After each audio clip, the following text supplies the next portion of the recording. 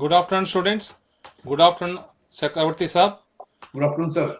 Welcome to the live virtual classes organized by the Board of Studies, Academic, Institute of Chartered Accountants of India. Myself, Dr. N. V. Ravi, here along with CA Arijit Chakravarti sir, who is the expert faculty for this topic and subject also be.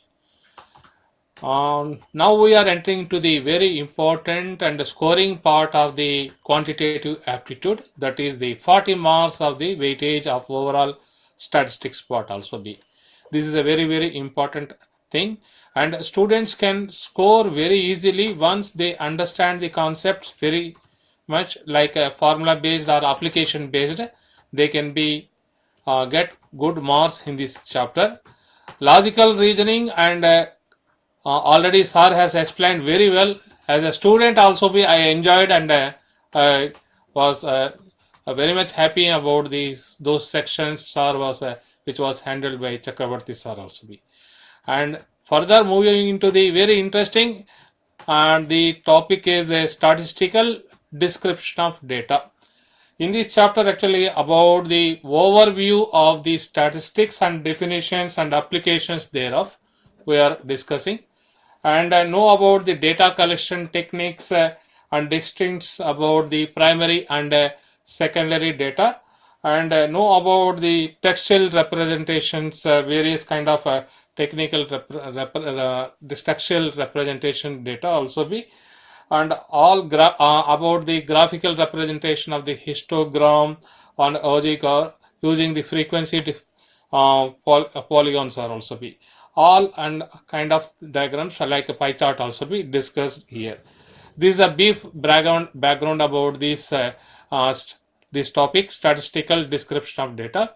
Overall, from this for this 13th chapter and 14th chapter, expecting 45 to 50% of the 40 marks, that is the 18 to 20 questions are coming from this chapter number 13 and chapter number 14.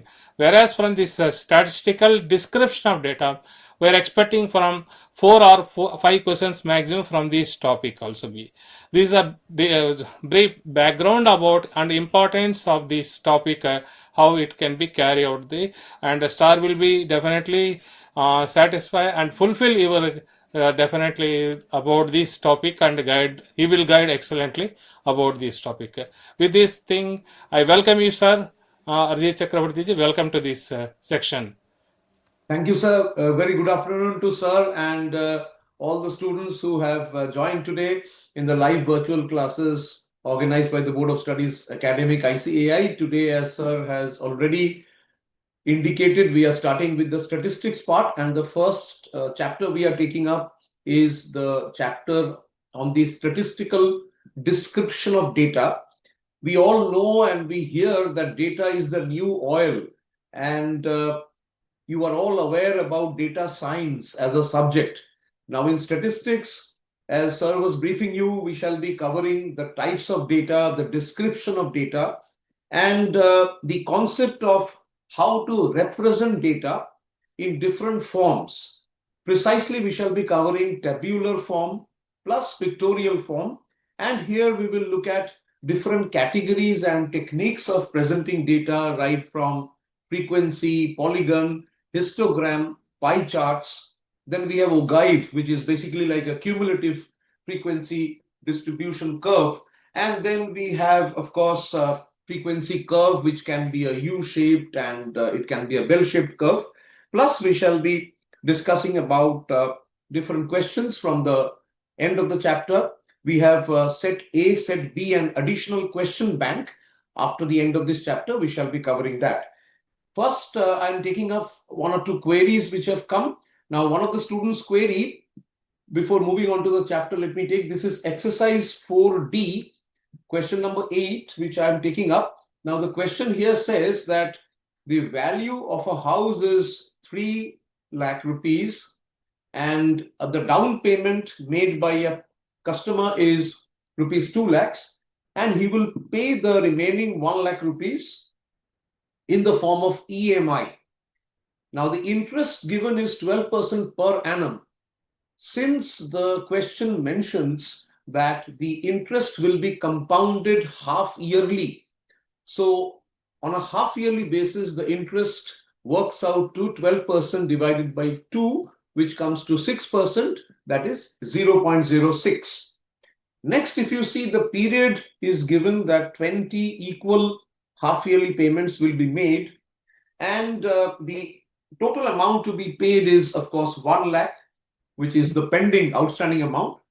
Now, few facts and figures are given. You can see log 10.6 is given 1.0253 and log 31.19 equal to 1.494.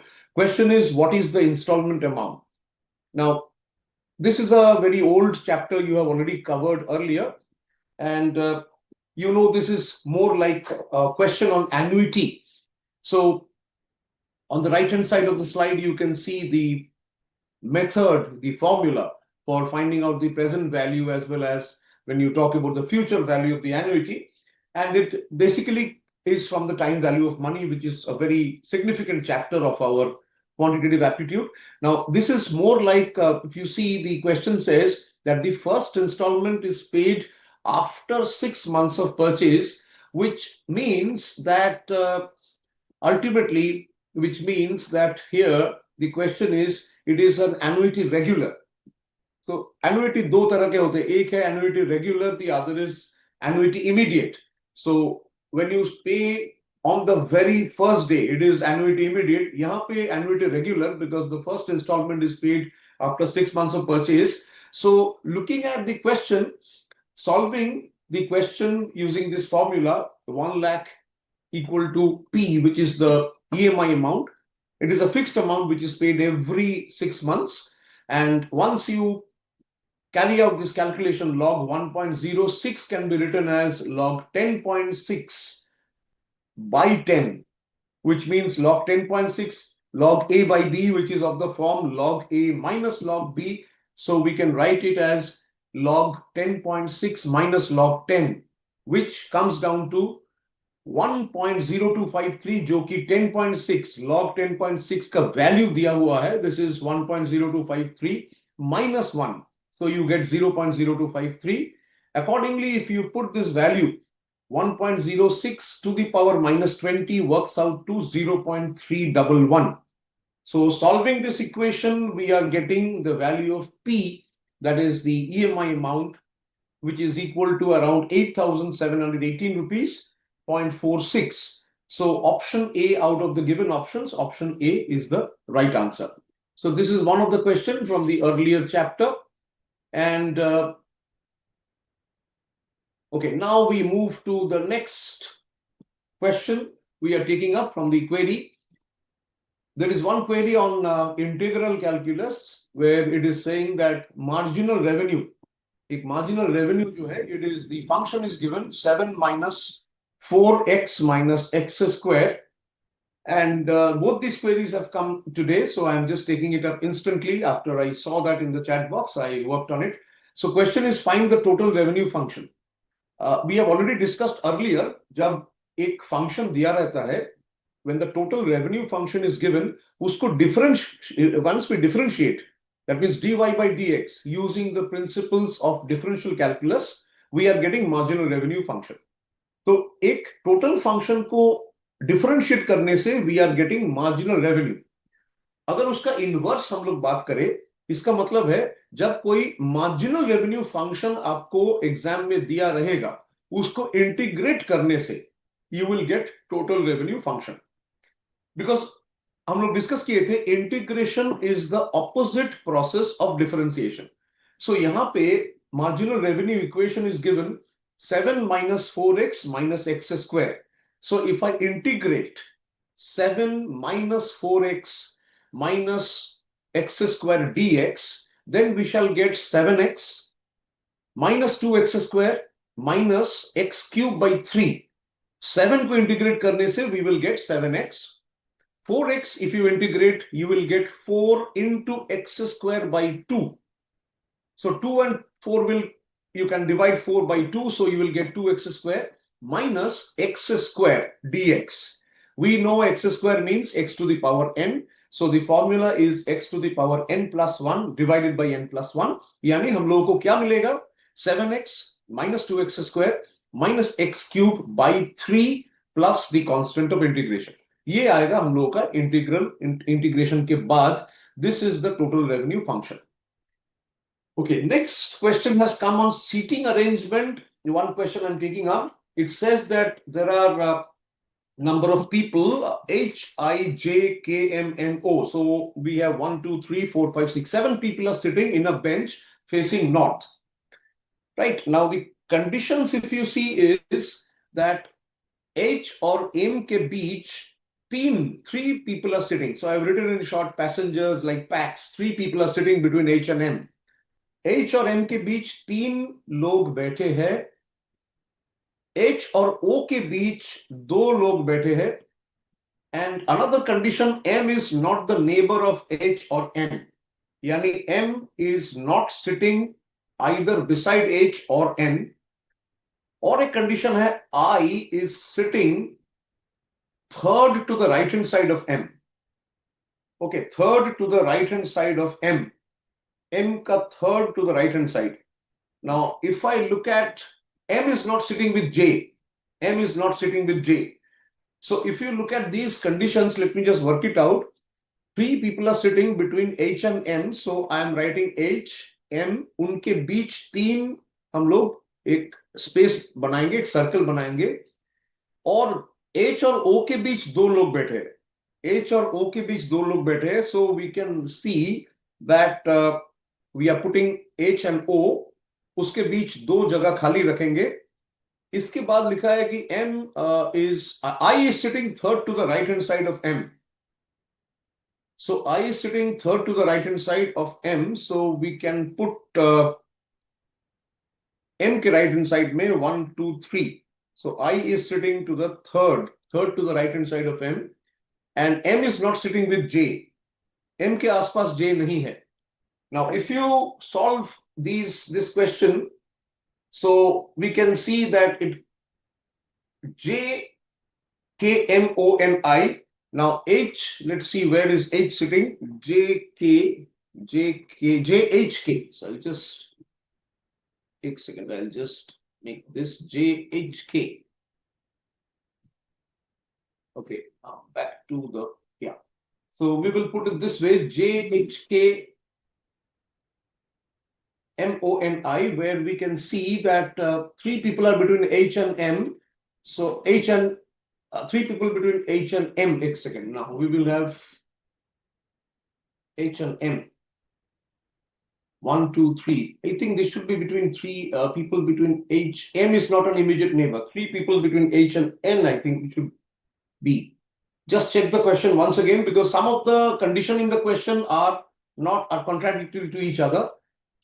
M is not sitting with J. This we have satisfied. I is sitting third to the right of M. This also we have satisfied. M is not a neighbor of H or N. This we have satisfied.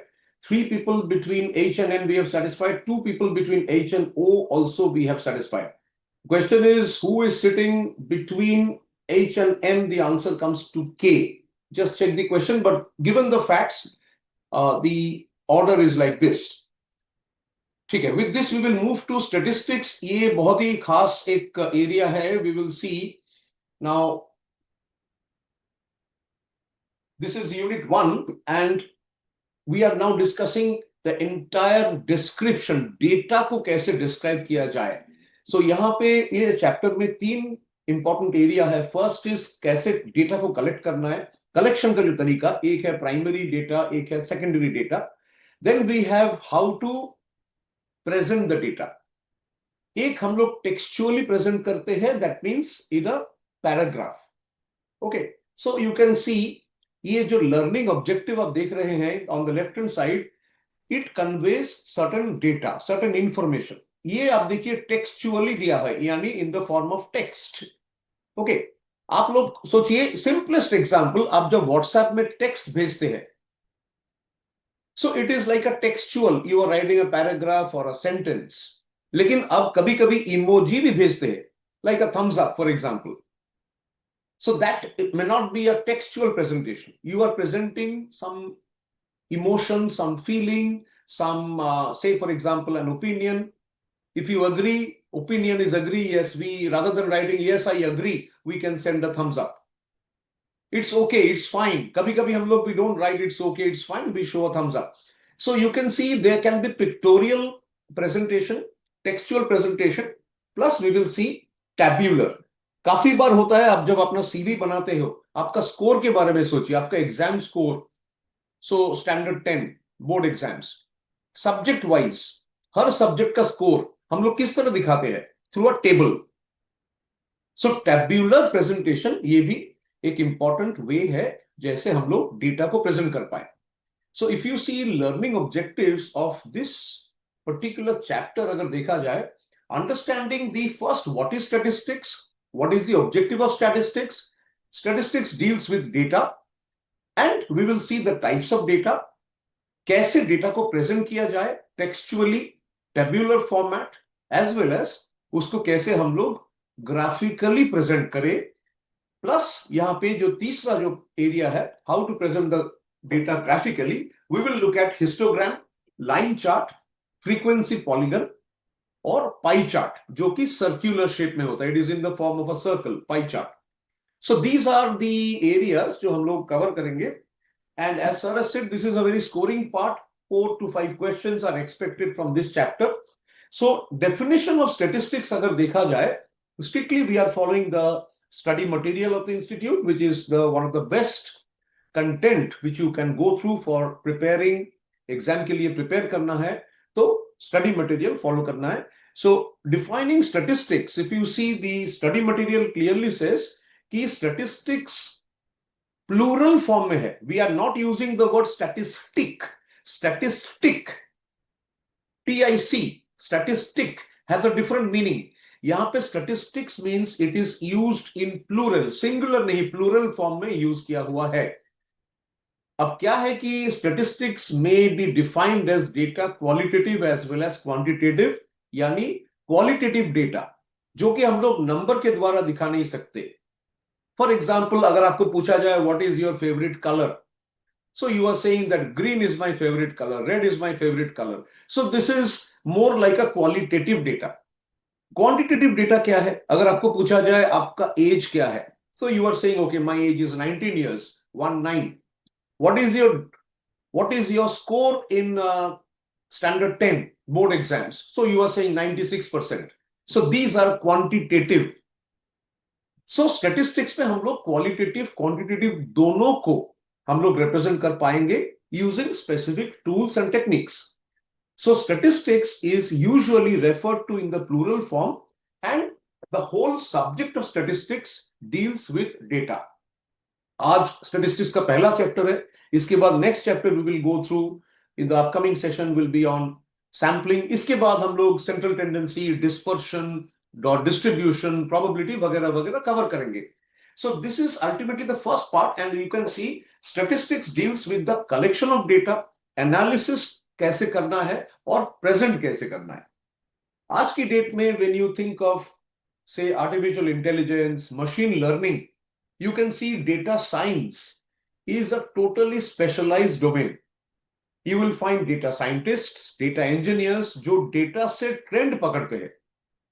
They try to understand कि data में relationship क्या है, height और weight में relationship क्या है, कोई भी दिन का temperature और atmospheric pressure में क्या relation हो सकता है, आप कितने घंटे पढ़ते हो और आपका score in the exam, क्या ये data related है. So you can see ultimately statistics, a very very interesting point as Ravi sir was mentioning, कि ये केवल स्कोरिंग नहीं है, ये काफी इंटरेस्टिंग है and it is now a distinct profession. Data science, statistical quality control, ये अभी एक इंपॉर्टेंट डोमेन हो चुका है और ये globally this is a very high renowned profession as a data scientist, and many chartered accountants are specializing in the domain of data science. Because as a CA, we are ultimately dealing with figures, numbers, financial analysis. Naturally, many chartered accountants are international experts in the field of data science and data presentation. So this is the definition of statistics. अभी statistics का application क्या है? So we can see कि इस पे if you look at this particular question, that statistics का one line definition. So it is collecting the data. आप data को ऑर्गेनाइज करो, डेटा को प्रेजेंट करो, डेटा को एनालाइज करिए. जैसा अकाउंट्स में अभी आप लोग फाइनेंशियल स्टेटमेंट्स, फाइनल अकाउंट्स पढ़ रहे हैं. So balance sheet, profit and loss statement, income expenditure account, ये सारे जो financial statements, cash flow statement, so it is presenting lot of data. ये डेटा को हम लोग एनालाइज करके we can show it graphically. For example, last 5 साल का कोई भी कंपनी का रेवेन्यू का ट्रेंड यानी सेल्स का ट्रेंड आप उसको पैराग्राफ वाइज दिखा सकते हो कि भाई 2024 में द रेवेन्यू वाज 10,000 करोड़, 2025 में financial year 2025-26 which is ending very soon this month, so maybe the revenue of a company becomes 12,500. So you can show the data in a textual form, paragraph form. उसको आप table में दिखा सकते हो, उसको आप graphically दिखा सकते हो. So ultimately statistics work, the focus is on the collection of the data, presenting, analysis और data को interpret करना. आज की डेट में friends, those who are studying chartered accountancy, they are becoming experts in handling data, data handling, data analysis, data interpretation. This is one of the most important role of a chartered accountant or a finance expert. And therefore, statistics is a totally integral part of finance, of business. And accordingly, the focus here becomes data, entirely on data, because today decisions, कोई भी company में decision जब लेते हैं, अब वो हो सकता है कि प्रोडक्ट के बारे में, मार्केट के बारे में, कॉस्टिंग कंट्रोल करने के बारे में, रेवेन्यू कैसे बढ़ाया जाए, any strategy, it is driven by data. Data से इंफॉर्मेशन आएगा, इंफॉर्मेशन से insight, insight will tell you कि कैसे आगे बढ़ना है, कौन सा स्ट्रैटेजी अपनाना है. So this is how, even if you look at AI, artificial intelligence model, machine learning, deep learning, these are basically technical jargon. लेकिन वो करता क्या है, एक सिस्टम को क्या सिखाया जाता है. You are all using AI. So you have predictive AI, you have generative AI. Predictive AI क्या कर रहा है, they are looking at the data. आप उसको डेटा, machine learning means क्या, सिस्टम को आप data, you are feeding data into the system. Last 10 साल का data of a company, of a particular group of companies. So slowly the software, the system is understanding कि these are the data, these are the fields, these are the interrelationship. अब वो धीरे धीरे क्या कर रहा है, वो डेटा अगर आप उसको prompt देंगे, क्वेश्चन करेंगे, the system is giving you some prediction, predictive. So even AI system का heart of AI is nothing but data analysis. इसीलिए हम लोग कहते हैं AI, कोई भी AI का आउटपुट तब 100% एक्यूरेट होगा when the data input is correct. अगर मैंने biased data दे दिया, the system will give wrong output. यानी AI system will not give you the right direction. और ऐसे बहुत केसेस हुआ है, हो भी रहा है. So therefore you can see this chapter, data and its presentation, is very, very relevant today. So therefore, collecting the data, summarizing the data, and using the data for decision making, this is the objective of modern statistics. और हम लोग अभी धीरे धीरे जाएंगे, आगे बढ़ेंगे, and you can see, as I said, predictive से generative data आ गया. अभी आप लोगों को पता है agentic data. Many of you are following AI developments. So ultimately, at the heart of AI, काफी सारा jargon use किया जाता है in this technology of AI. But conceptually अगर सोचा जाए, it is as simple as AI is nothing but an intelligent system. We used to call it DSS, Decision Support System. Decision हम लोग तब ले सकते हैं when we know the data, when the data is correct, when we have analyzed the data, when we have understood the relationship between the data. Accordingly, we can predict कि sales क्या होगा, cost कहां पे जाएगा, एक company का share price कल या एक 1 वीक के बाद कहां पे जाएगा. So this is predictive part of data. So therefore, statistics helps us in decision making, and there are two branches of statistics. एक जो descriptive हम लोग कहते हैं, where we are using graphs, charts, tables, and ये जो हम लोग देखते हैं, this is, you can see the first part of statistics, descriptive. Once you understand and master descriptive statistics, इसके बाद the other part of statistics is inferential statistics, जहां पे हम लोग sample use करते हैं. एक sample, you cannot take the entire population. For example, you want to know that, okay, what is the, say for example, what is the average score of students in a class? Now in a class, maybe there are 70 people, 70 students. Maybe you take a sample of 10. So using the sample as your working hypothesis, आप inter population के बारे में बहुत सारे prediction आप कर सकते हो, बहुत सारे इन्फरेंसेस आप ड्रॉ कर सकते हो. सो दैट इज व्हाई इन्फरेंस माने क्या? Conclusion. So inferential statistics means drawing conclusion using prediction, using sample as your reference. So this is the second part of statistics. Characteristics क्या है statistics का?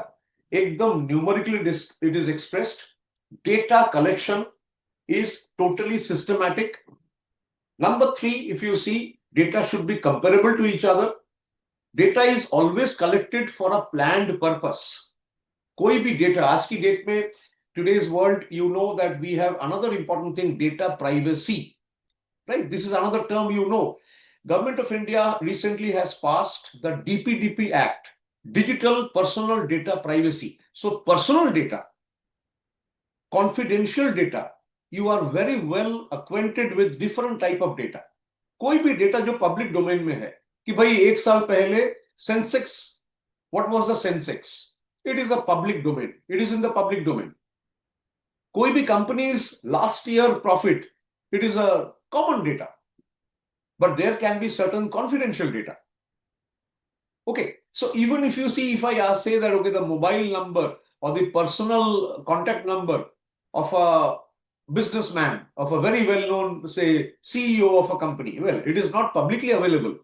The mobile number of a top politicians, you may not get it publicly. So data का बहुत सारे types होते हैं. Public data, internal data, confidential data, restricted data. So data is usually collected for planned purpose, and data helps you to analyze. From data, you are going to decision. एक D से दूसरा D. D stand. Data means D. Data first letter is D. From data, you are able to decide. You are able to take decision. बीच का जो रास्ता है, data collection to decision. This is the support you are getting from statistics. Data to decision. Similarly, we always say from statistics to strategy. You talk to, if you see, you open the case study of any large company now, whether it is Starbucks, whether it is, say, Airbnb, whether it is Netflix, whether it is Amazon, whether it is Geo, any company, whatever successful strategy they are making today, it is all because of statistics and data analysis. No data, no trend, no decision. Wrong data, wrong analysis will give you wrong decision.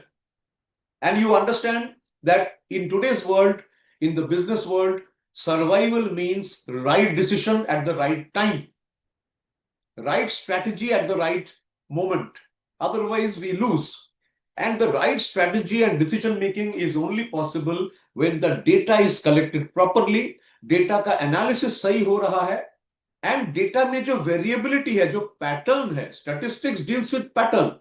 In fact, as per what I understand, very little of technology, but I feel that if you understand statistics, sampling, correlation, regression, तब जाके आप Python and higher version programming language आपको समझ में आएगा. Because ultimately any type of predictive AI, generative AI, okay, it all depends on correlation regression. So therefore statistics becomes ultimately the key or the pivotal point for business success. Application, yes, we have primary data, secondary data. जब primary data means data which is collected specifically for analysis. आप कोई सर्वे कर रहे हैं, कोई company सर्वे कर रहा है कि भाई ठीक है, अब सोचिए कोई पर्टिकुलर, अभी समर का टाइम है, just think Campa Cola versus Coke या Campa Cola versus Pepsi. You know Campa is a product of Reliance. अब Reliance must be doing market survey कि भाई मेरा कैंपा कोला ऑल इंडिया में tier 1 city, tier 2 city, semi urban, semi urban से rural India, एकदम कोने, देश की कोने कोने में कितना कोल्ड ड्रिंक पर डे बिक रहा है। You know Campa Cola, Pepsi, any cold drink, it has different quantity. You can have a 20 rupees bottle, you can have a half liter bottle, you can have a 1 liter bottle. So just think, अब सोचिए statistics and data from Reliance concept, Reliance perspective, कि Campa कोला's pricing, Campa Cola का market में जो पकड़ है, उसका जो ब्रांड वैल्यू है, is it ultimately providing higher sales? If sales is high, sale is coming, is it from North India? Is it from Western India? Is it from South or is it from East? If it is from Western India, maximum sales का growth कहां से हो रहा है? Is it from Mumbai? Is it from Nasik? City wise analysis. सो आप देख सकते हो कि स्ट्रेटेजी और अगर एनालिसिस सही हुआ तब जाके Reliance can take the final conclusion और the strategy that okay, our current market price for for Campa Cola is fine and we are able to survive the fight between Coke on one hand, Pepsi on the other hand. So कोई भी industry, कोई भी business में आप देख सकते हो कि data analysis is very important. Primary data means directly which you are collecting. Secondary data means the data is already collected. आप मान लीजिए कोई प्रोजेक्ट आप स्कूल में कर रहे हैं, कॉलेज में you are doing a project, you are using certain data which is already published by government of India. You are using certain data which is published in a particular website by World Bank. That means it is a data which has already been taken and it is published. It is compiled and it is already available. So इसको हम लोग कहेंगे secondary data. So दो तरह का data है, primary data, secondary data. So therefore application finance में बहुत, entire world of finance is based on statistics.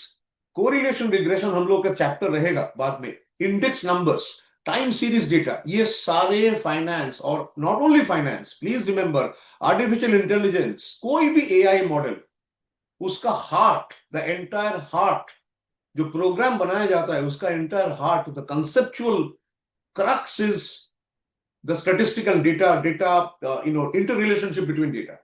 Marketing and human resource, बहुत काफी हद तक statistics is used. Hypothesis testing, chi-square tests, operational management, time series analysis, variance analysis, ये सारे चीज use होता है. So if you see, data can be primary, secondary, plus data can be qualitative as well as quantitative.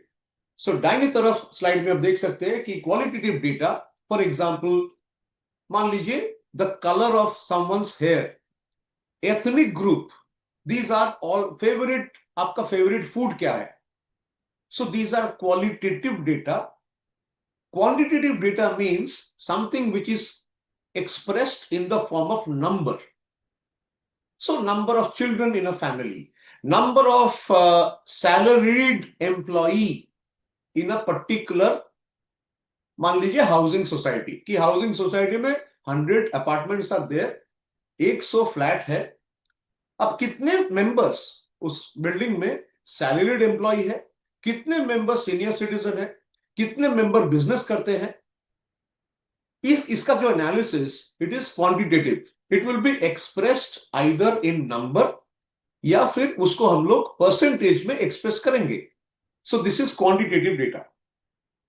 So if you look at the study material of the ICAI, so Institute study material clearly talks about application in economics, business management. आप देख सकते हैं, जैसे मैं discuss कर रहा था, economics, statistics closely related, most important. आप देख सकते हो कि economics and statistics, it is closely related. Why? because of the explanation which I have already given you. And you can see, most importantly, that the best part is many of these chapters जो आप देख रहे हैं, like index number, it is already there in our QA, quantitative aptitude का जो paper है, correlation regression. उससे पहले of course you need to understand what is variance, standard deviation क्या है, वेरिएंस क्या है, वेरिएंस के बाद आप लोग समझेंगे कोवेरिएंस क्या है, उसके बाद आप एक स्टेज पे पहुंचेंगे जब हम लोग correlation regression chapter, I think that is the second last chapter of our study of our syllabus in QA, जो हम लोग कवर करेंगे. सो आप देख सकते हैं कि even when discussing differential calculus and integral calculus, I was requesting you to consider that calculus का एक बहुत बड़ा अहम एक एप्लीकेशन है in the world of economics, in the world of finance. So यहां पे आप देख सकते हो the study material clearly says कि सोशियो इकोनॉमिक सर्वे डेटा जब हम लोग एक्वायर करते हैं, कलेक्ट करते हैं, उसके बाद जब हम लोग उसका इंटर रिलेशनशिप निकालते हैं, रिग्रेशन एनालिसिस वगैरह करते हैं, it is a very important part of economics. इसके बाद बिजनेस मैनेजमेंट, या in finance world, yes, Arjun is saying yes, बहुत important role.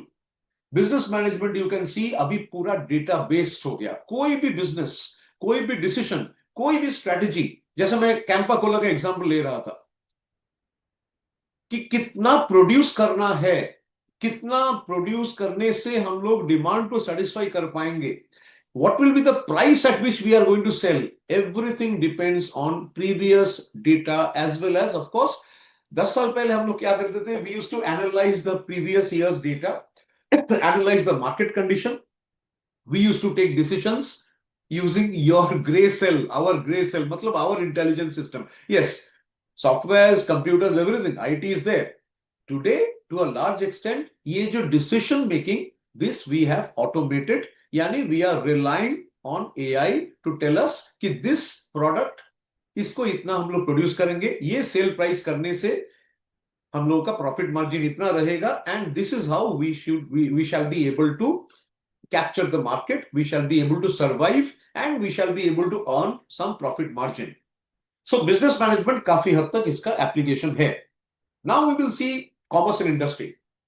So you can see the study material clearly says कि पिछले साल का, previous year का जो सेल है, raw material cost, you know raw material, you have direct labor, indirect labor, overhead, ये जो सारे खर्चे, सारे एक्सपेंडिचर, इसको अगर हम लोग एनालाइज करेंगे, आप लोगों को पता है there is a chapter which you will be doing later in statistics, central tendency, जहां पे हम लोग मीन, मीडियन, मोड, ये सारी चीजों का डिस्कशन हम लोग करेंगे.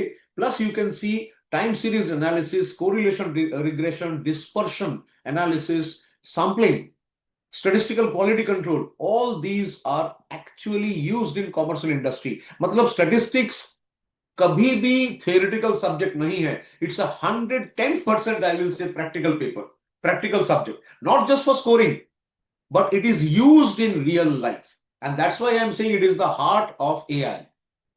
Any person who understands statistics will become a very good data scientist. You don't need to be a software engineer for that.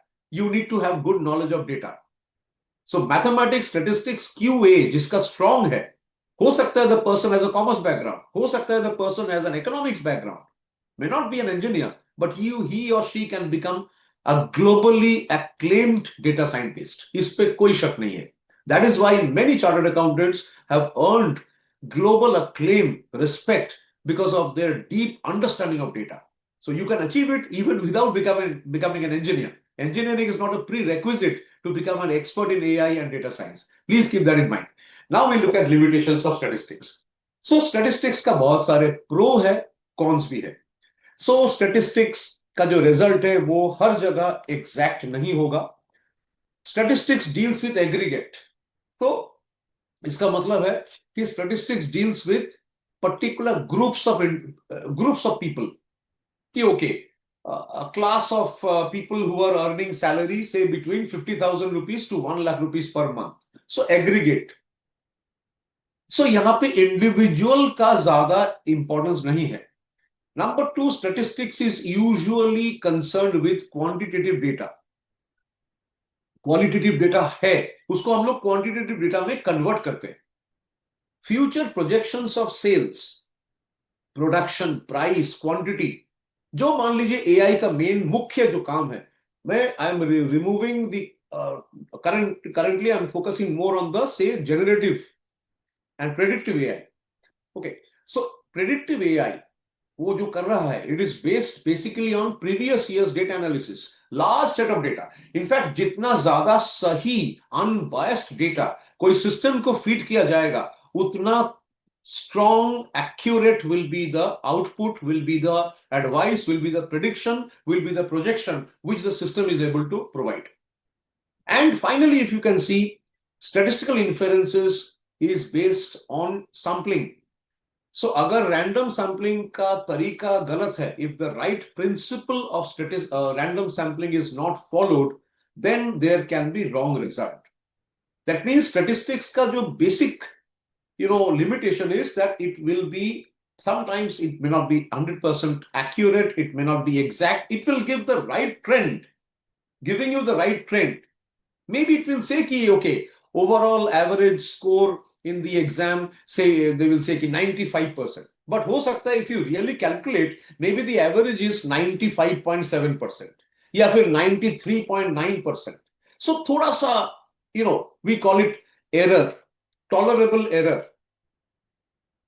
So it may not be 100% accurate, but in a short span of time, आपको मोटा मोटी 90 to 95% accuracy मिलेगा. I repeat, it may not be 100% accurate, but then in real life, we are all practicing chartered accountants. We belong to the industry. We are running audit, consulting, handling clients across the world. I can tell you with that background that we do not want 100% accurate data. We want data which is 90-95% accurate, but we want the right data at the right time. Whole world doesn't need 100% accuracy. We need the right trend. So this is most important. इसीलिए statistics इतना practical है. Now next slide हम लोग देख रहे हैं कि types of variables क्या है. So variables में you can see that if you see in this variables, so type of variables, you have qualitative, quantitative. कुछ डेटा है जो डिकोटॉमिक हम लोग कहते हैं कि जिसका दो ऑप्शन हो सकता है, like gender, male female, marital status, unmarried or married. There can be polynomic, like brand of your personal computer. Multiple options could be there. Now hair color, black, white, gray, reddish, multiple option. Similarly, on the quantitative side, there can be multiple types of data. We have discrete data or continuous data. Discrete data क्या है? बहुत important है. Please listen carefully. Discrete data means ऐसा कुछ data जो specific value, it can take only specific value. For example, number of children in a family, it can only be whole number. ये fraction नहीं हो सकता. It cannot be negative. Please think. The temperature of a day, on the other hand, if you see, आज का temperature, कोई भी world का कोई भी कोने में आप ले लीजिए, the temperature can be fractional, whole number भी हो सकता है, फ्रैक्शन भी हो सकता है. Maybe temperature is 25.6 degree. The temperature can be a round figure, maybe 40 degree. The temperature can be negative, -15.7 degree. So temperature हम लोग कहेंगे कि it can be like a continuous variable, जो कोई भी value, it can take up any value, negative, positive, fraction, integer, कुछ भी. लेकिन डिस्क्रीट वेरिएबल क्या है? वो वेरिएबल जो केवल specific value it can take, like number of strokes on a golf hole, run you are scoring is a discrete. ये specific value ले सकता है. मतलब इसको अगर ग्राफिकली हम लोग प्लॉट करेंगे, बीच बीच में देयर विल बी डिसकंटिन्यूटी. लेकिन in case of continuous variable, like weight of a student, weight of a student, yes, it cannot be negative, of course, but from the weight perspective, it can take a fractional value also.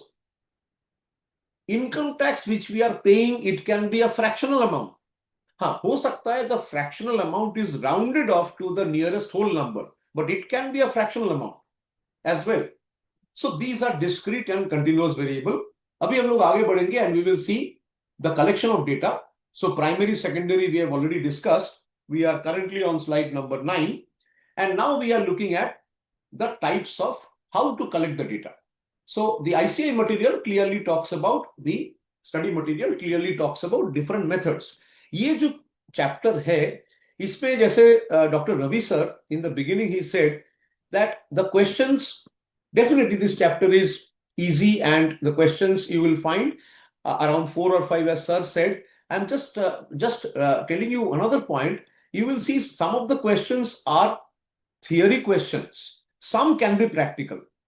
So therefore ये जो हम लोग every chapter में every paragraph we are covering, it is important क्योंकि आप देखेंगे when we come to the MTP, the RTP question, और अंत में before I conclude today's session, we will try to solve the questions जो कि पिछले साल का एग्जाम में आया था on this chapter. You will find many questions are from the theory part.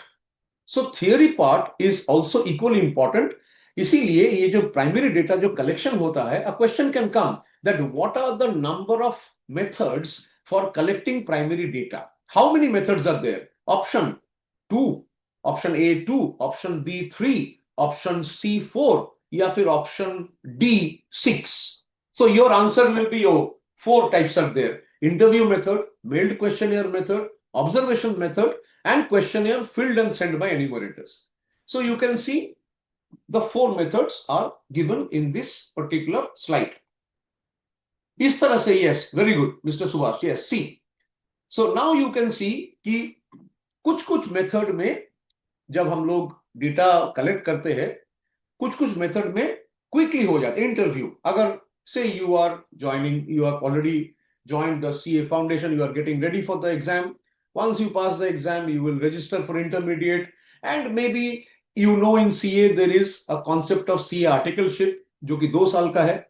अब जब आर्टिकलशिप में जाएंगे उससे पहले of course you need to complete your intermediate. आपका एक इंटरव्यू होगा. आप सीए फर्म में जाएंगे आर्टिकलशिप करने के लिए तो एक इंटरव्यू होगा. कोई भी इंटरव्यू हम लोग जब लेते हैं, it is like an interaction. Of course it can be offline, आमने सामने, physically you are sitting across each other, और इट कैन बी ऑनलाइन. लेकिन इंटरव्यू में one party will ask question, the other party will give answers. Interview is also a process of collecting data. और ये interview केवल job के लिए नहीं है. It is not only for getting entry to a college or to a university. Interview हर जगह में होता है. Their interview means an interaction. So this is one way of collecting primary data. There can be observation method. अब हम लोग जब audit में जाते हैं, we observe कि भाई कैसे इन्वेंट्री, कैसे प्रोक्योरमेंट, परचेज कैसे हो रहा है, स्टॉक जो है फैक्ट्री में किस तरह से उसको रखा गया है, कितना सिक्योरिटी है वहां पे, whether we have CCTV, whether we have inventory weighing system. बहुत सारे इंफॉर्मेशन डेटा हम लोग ऑब्जर्व करते करते कलेक्ट करते हैं. We observe, that's why observation is an important part of audit also. Finally you have questionnaire method. काफी बार ऐसा होता है, आप देखे होंगे सर्वे, फीडबैक हम लोग लेते हैं. आप फ्लाइट में जा रहे हैं, फ्लाइट लैंड करने से पहले the air hostess will tell you that please click on the link और you can access the app and give your feedback. आप रेस्टोरेंट में गए हो with your family, you are having dinner, you will find when you are paying the bill, before that they will say कि please give your feedback. ये feedback क्या है? What are they taking from you? Your name, your email ID, आपका mobile number, और out of 10 वो खाना या restaurant या सर्विस को व्हाट स्कोर और what rank you are giving. आप काफी बार देखे होंगे डियर स्टूडेंट्स दैट फीडबैक आप गाड़ी का जब सर्विस कराते हो, वहां पे भी वर्कशॉप में आप लोग पूछेंगे कि सर फीडबैक दीजिए. So maybe on a scale of 1 to 10, so you are actually giving a score. Maybe you are very happy, you are giving 9 out of 10, 10 out of 10. So they are collecting the data. Sometimes they can give you 3 options.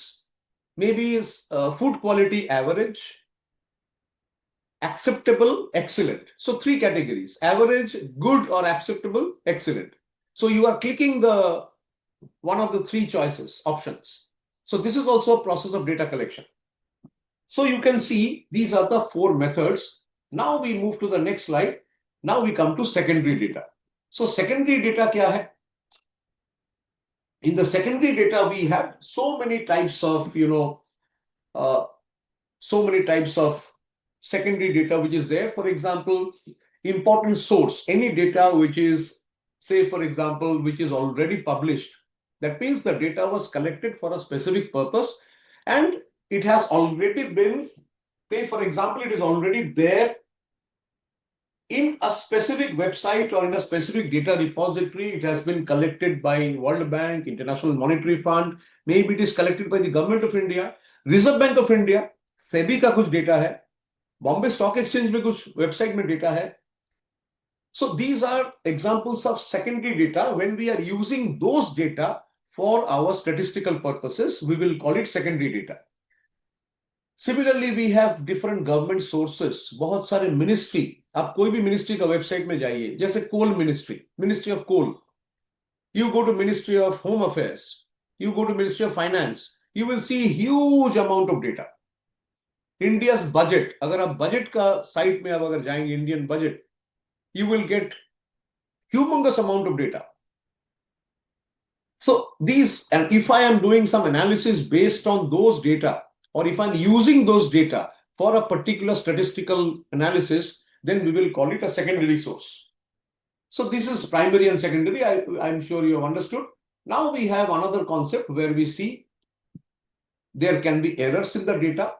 And another important point is what is density of data. Density means the population divided by the area.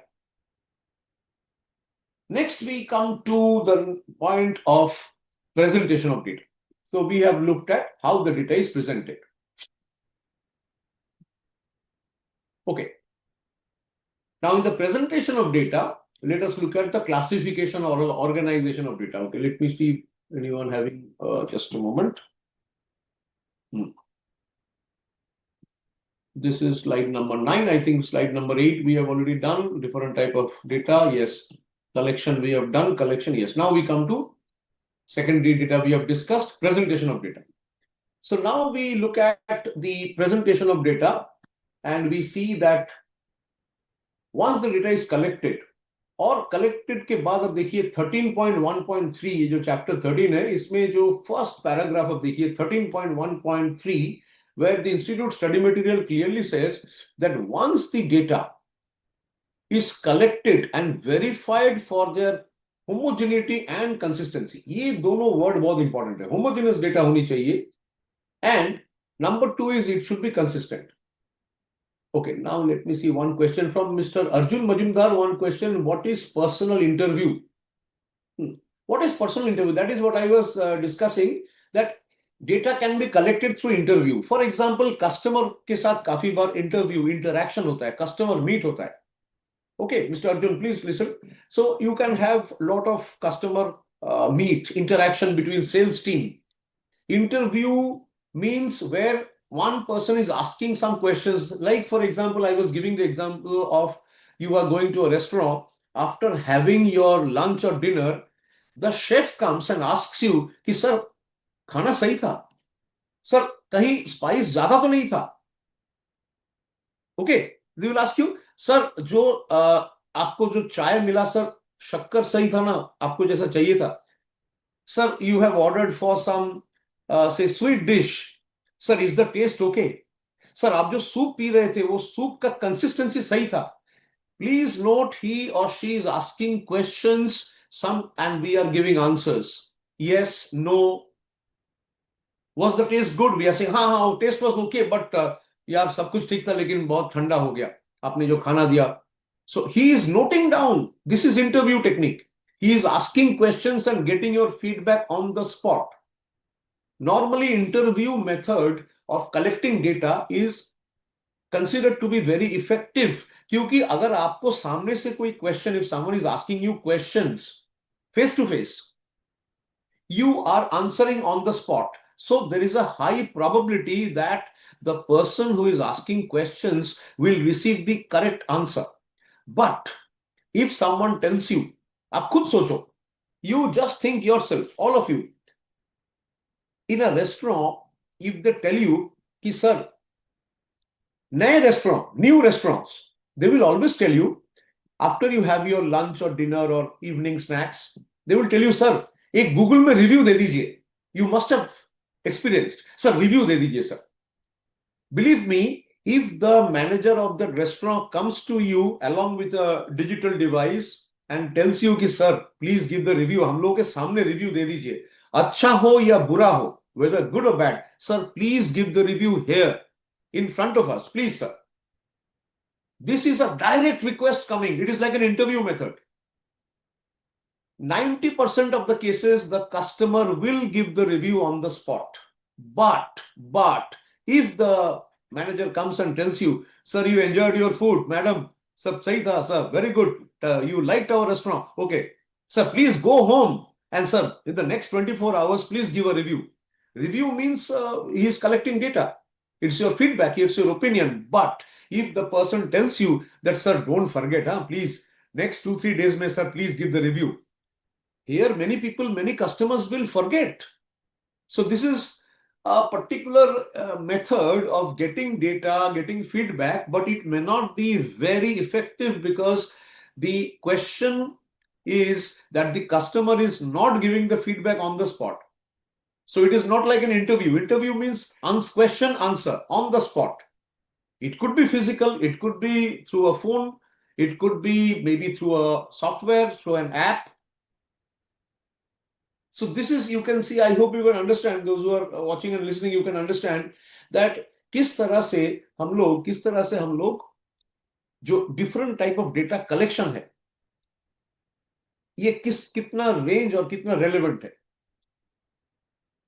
Okay, Reshma, you are asking ki limitation theory of inferences. See, Reshma, I hope you are listening. So now if you see कि limitation of statistics जो मैं बोल रहा था, आप देख सकते हो कि स्टैटिस्टिक्स में मेजॉरिटी ऑफ द केसेस जहां पे हम लोग अप्रोक्सीमेशन से काम चला लेते हैं, because statistics is linked with right data analysis, right decision making, right presentation of data.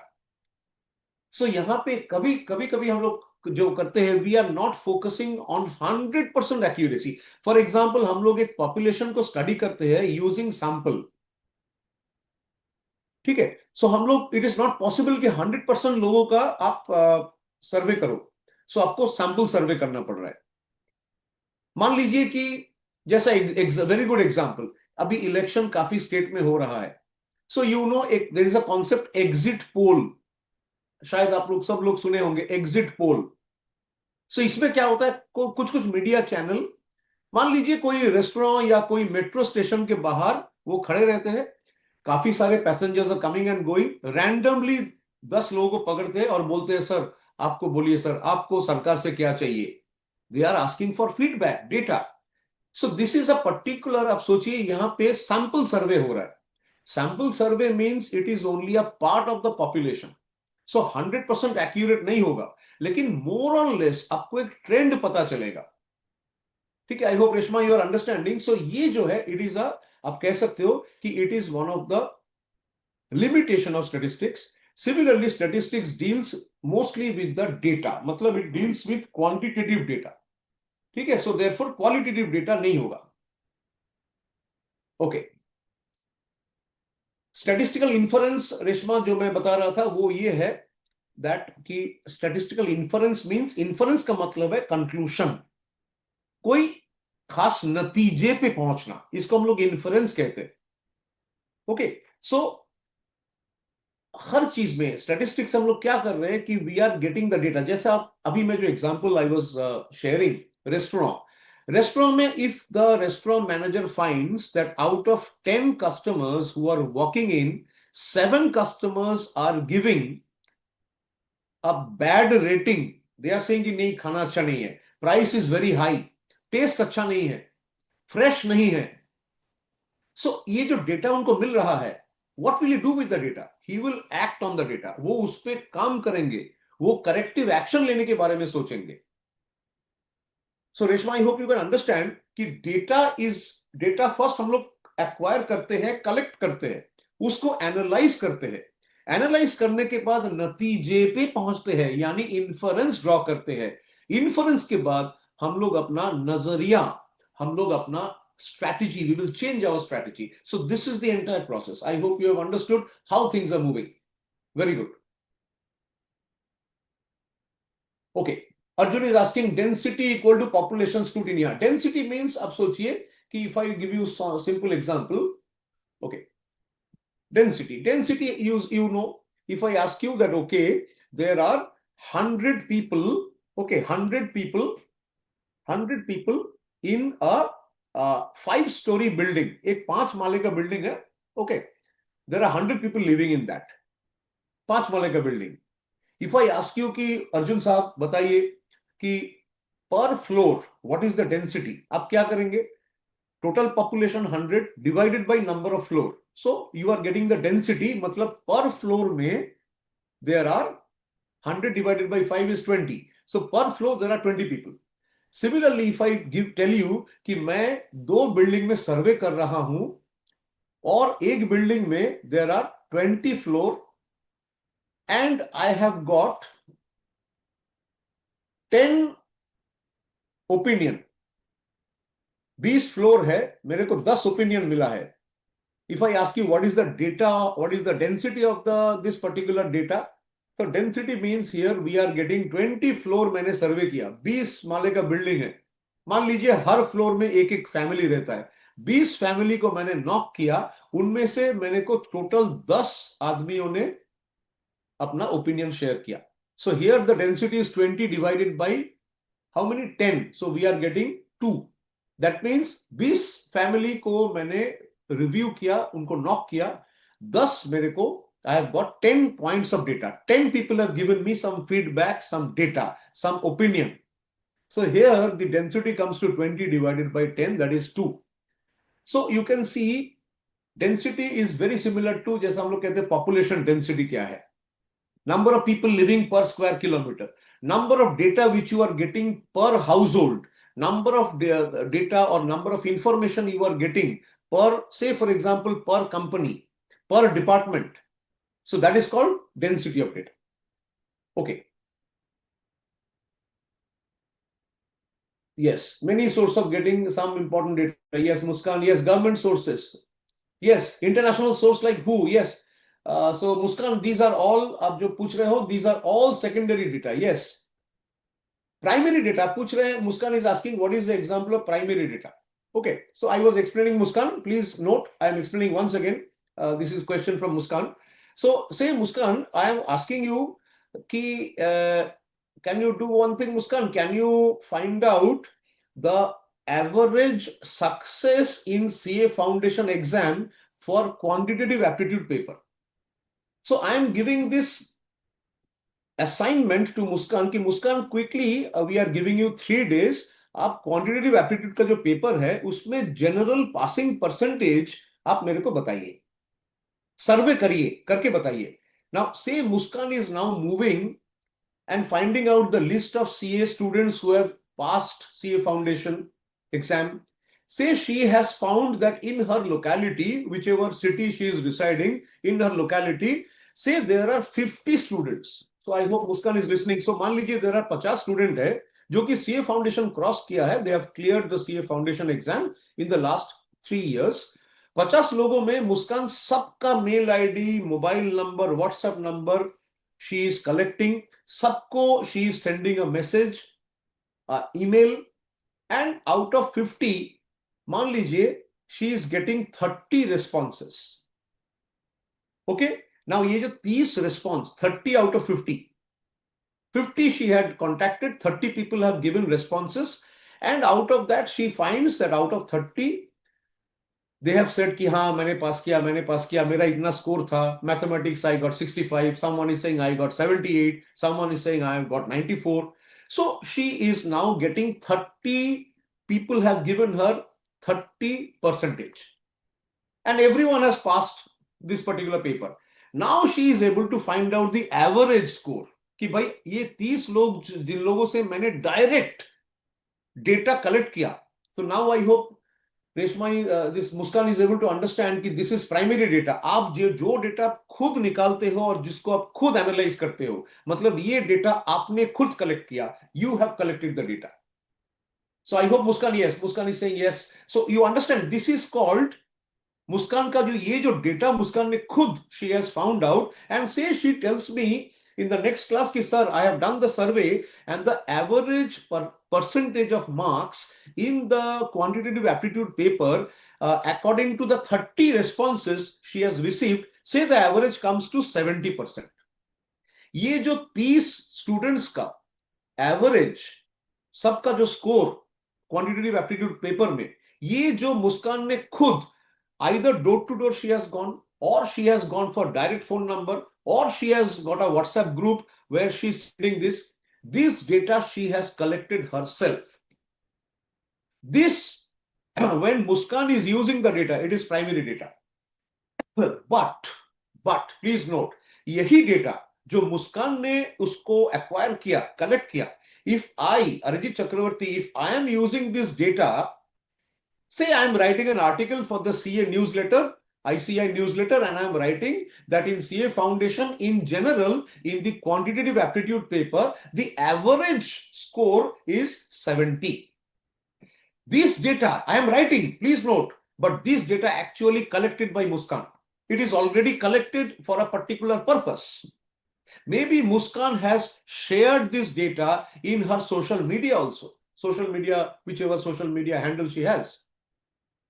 So this, from my angle, becomes secondary data. ठीक है? So I hope आप समझ रहे हो कि secondary और जो primary data का फर्क क्या है. Reshma has a question, business management meaning in Hindi. Reshma, एक कारोबार को अगर आपको मैनेज करना है, आप खुद सोचिए, कोई भी आप एकदम सिंपल सा कंपनी, स्टार्टअप कंपनी के बारे में आप सोचिए. एक कोई भी कंपनी को अगर मैनेज करना है, एक मैन्युफैक्चरिंग कंपनी, उसको कुछ रॉ मटेरियल जो है प्रोक्योर करना पड़ता है, परचेस करना है, उसको प्रोडक्ट प्रोड्यूस करना है, उसको बेचना पड़ेगा, आइदर प्रोडक्ट और सर्विस, सही टाइम पे सही कस्टमर को सही प्राइस पे उसको सर्व करना है. सो ये जो मैनेजमेंट, एक कारोबार को मैनेज करने का जो तरीका, that is known as business. What I was asking, business management. So I hope Muskan you understood, and Reshma also you understood that how business को मैनेज करने के लिए, इफ आप कोई कंपनी अगर आप खोलना चाहोगे, if you are planning to become an entrepreneur, startup entrepreneur, आप देखे होंगे Shark Tank, young entrepreneurs, they have a business idea, कारोबार करने का तरीका उनको पता है, बिजनेस मॉडल उनके पास है कि मैं क्या प्रोड्यूस करूंगा, क्या सर्विस रेंडर करूंगा, कैसे मेरे को रेवेन्यू आएगा, कैसे मैं बिजनेस को एक्सपैंड करूंगा, स्केल अप करूंगा, कैसे बिजनेस को फंडिंग करना है. ये जो सारे जो विचार है, सारे जो questions and their answers, this is part of business management. Okay, thank you. Okay, now we move on. We have some other topics also. We are now getting into tabular presentation. So tabular presentation ये बहुत important है क्योंकि यहां से बहुत काफी सारे questions exam में आया है, and several questions are there. Okay, the revenue or the sales of a particular company. Say the company has, अब सोचिए कि कोई कंपनी है, गाड़ी बनाता है, गाड़ी manufacturing company, car manufacturing company. They have cars both for passenger, that means for individual people like you, and they have cabs. They are manufacturing cars which are to be used for commercial purposes, say Ola, Uber and other things. So they have two category. One is the commercial category and the other is passenger category, जो individual customers will buy. So if you say you want to know कि last 2 साल में what is the sale figure of this company, say Tata Motors हो सकता है, it can be Hyundai, it can be Honda, it can be Maruti, whichever.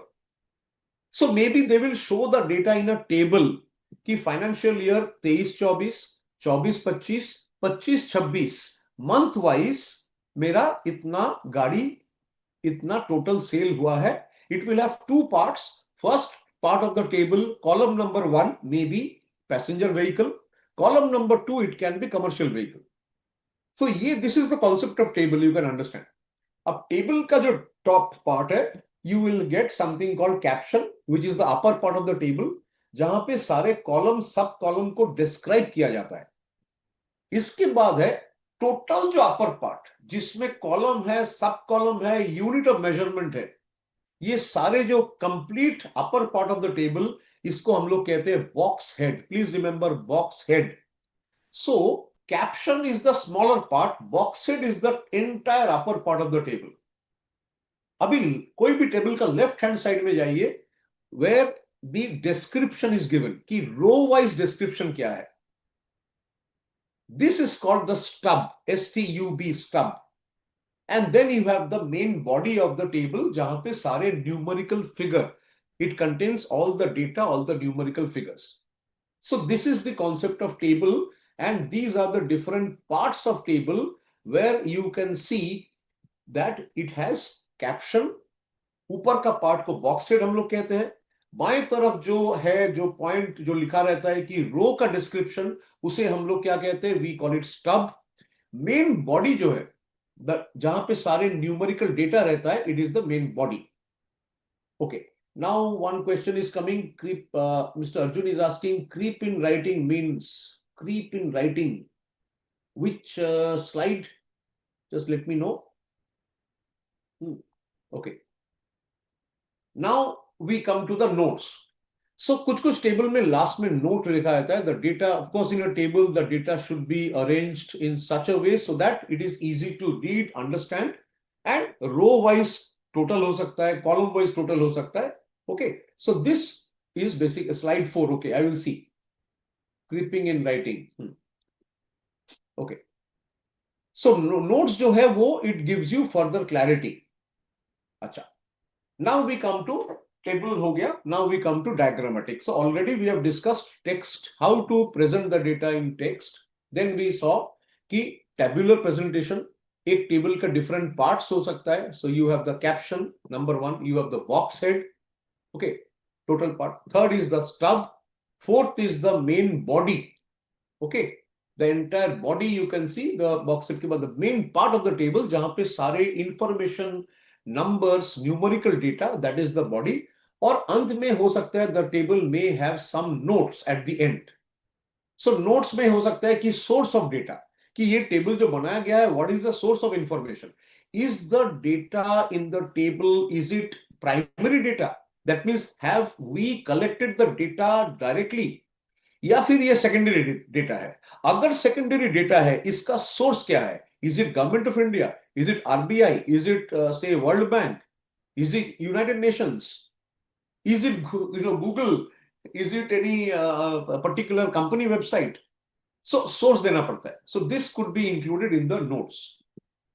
अभी हम लोग आएंगे लास्ट पार्ट जो है डायग्रामेटिक प्रेजेंटेशन। हम लोग we are currently on slide number 11। Now here we see कि when we are coming to this particular part ki what is the type of diagram we have, hum log teen diagram dekhenge। first we have line diagram, then we have bar diagram, and the third is pie chart. Pie chart you will see is circular in nature and very useful. All these are very useful. First one we are taking up, if you see, is line diagram. So when the data vary over time, we take recourse to line diagram, and then we look at the bar diagram. We will see some examples here. काफी सारे example दिया है। So you can see कि on the left hand side of the slide आप देख सकते हो कि यहाँ पे बार डायग्राम का यहाँ पे reference has been given to bar diagram. Okay. Yes, Reshma is asking, in pie diagram we will construct using protractor. See Reshma, when we are, of course, in the exam, all questions I think Ravi sir has already briefed. So normally 1 mark, so you may not have to construct any pie diagram. Questions might come, a pie diagram may be given, questions may come on that. Okay, we will look at the type of questions. लेकिन जब पाई diagram हम लोग जब पहले जो हम लोग, अगर आप मैथमेटिक्स या स्टैटिस्टिक्स अगर आप कॉलेज में हो, या उसे if you study statistics as a paper in college, normally when the questions come, you have to draw pie diagram, pie chart. Yes, we have to use protractor, we have to use compass. Okay, क्योंकि पहले circle बनाना होगा, फिर आपको देखना है कि protractor use करके देखना होगा कितना angle. For example in a pi diagram, simple example सोचिए कि company, any company has, they are manufacturing say 3 types of food product, 3 तरह का food product. एक मान लीजिए चटपटा, some snacks. Okay. Second food product मान लीजिए pasta. Okay, I am writing down. So snacks एक हो गया, quick snacks. Okay. एक है कि pasta या noodles.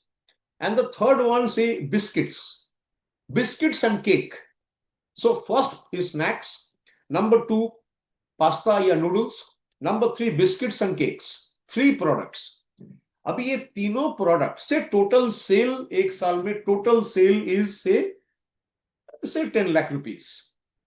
अब ये 10 लाख रुपए में टोटल सेल 10 लाख का हुआ है, लेकिन इसमें स्नैक्स का कंपोनेंट कितना है, biscuits and cakes, what is the contribution of biscuits, और ये पास्ता नूडल्स कितना अमाउंट का सेल में कंट्रीब्यूट किया, इसको जानने के लिए we will use a pie chart.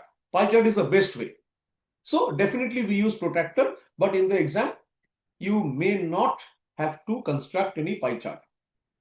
Bar diagram you can see, and you can see on the right hand side we are taking illustration from the ICAI study material 13.1.1. Profit is given for certain years, suitable diagram. So profit दिया हुआ है, मान लीजिए 5 crore, 8 crore, 9 crore, 6 crore. You can see the profits. It is given for number of years 2009 से 2015. So you can see on this slide a very simple diagram. It is representation is done through a vertical bar chart. आप देख सकते हो जहां पे x axis जो है x axis यानी horizontal axis, the mapping is done regarding the year यानी time 2009, 10, 11, 12. On the vertical axis, y axis, you can see the profits are mapped. And now year wise, the particular point, 5, then you have 5 crore, 5 lakhs, 8 lakhs, 9. So these are then joined, you can see. So it is like a line chart for the profit of an industrial house. So this is very simple and this concept is very clear. Okay. Arjun is asking, histogram are same. No, they are not same. We will discuss it a little later when we come to the discussion on histogram. Okay. Next, we will move on and we will see the next example, production of wheat and rice. So, isko kaise we can represent through statistical technique. So, you can see two ways are shown. First, we see on the right hand side multiple line chart. So यहाँ पे आप देख सकते हो 2012 production of wheat is 12 metric tons, rice is 25. So you can see on the right hand side first figure number 13.1.3. So here you can see कि ये multiple line chart. So it is a straight line, or a straight line in the sense that there is no curve. Point to point there is a line which is drawn. 2012 till 2015 data, this is shown on the x-axis. Production in metric ton is shown in the y-axis. And you can see different years, 2012 to 15, these are connected, both for wheat, both for rice. So, ये हुआ एक तरीका of using multiple line chart. दूसरा statistical technique which you can see is that we can represent this information by drawing a multiple line chart. Now we see the other way out, multiple bar chart. जो आप slide के बाएं तरफ देख सकते हो, where you can see a bar chart, and it is a multiple bar chart from 2012 till 15. And here, for every year, 2 bars. मतलब bar is like a horizontal. You can see a vertical diagram like a rectangle. 2 rectangular. One is kept white, the other is shaded. So white is जो एकदम clear, आप देख सकते हो बाएं तरफ का जो rectangle है, it is the white. That means अंदर no shading is done. ये है rice. और उसके बाद वाला जो है that is shaded, this is representing the wheat. So this type of data हम लोग दो तरीके से उसको present कर सकते हैं. First is through multiple line chart and the other is multiple bar chart. Okay, so this is a very simple point. Okay, let me see. Creeping point. Creeping point, basically who's asking this? Let me see. Arjun. Creeping point means it can creep up. It can creep up during writing, means it can come up during writing. Okay, now we go to 13.1.3. So यहाँ पे हम देख सकते हैं कि some data is given: customs, excise, income tax, company, corporate tax, miscellaneous. What diagram to be drawn? So ICAI study material. Please see here we are using what I think one of our student was asking a little while back, that yes, we can see the question is on pie chart. So a little while back I was discussing that yes, normally for drawing a circle we use the we are using a compass, and then after that we use protractor, of course, to find out the degree, because ultimately 100%, that is the total percentage of all commodities or all products or services. This is equated with the center. Now you know the circle center is the central point. Basically we have 360 degree, 360 degree hai. So here basically you can see for the calculation for customs, मान लीजिए यहाँ पे the equation is कि you are trying to link the fraction of the production or contribution to a particular part of the circle. That means 100% is equivalent to 360 degree. इस तरह से calculation होता है. Like you can see here that customs we have 80. How much of revenue is coming? 80. Total is 540. So how to get the angle? 80 divided by 540 into 360 degree. So kitna angle subtend karega from the center? We are getting 53 degree. Okay, so this is how this fraction is actually calculated.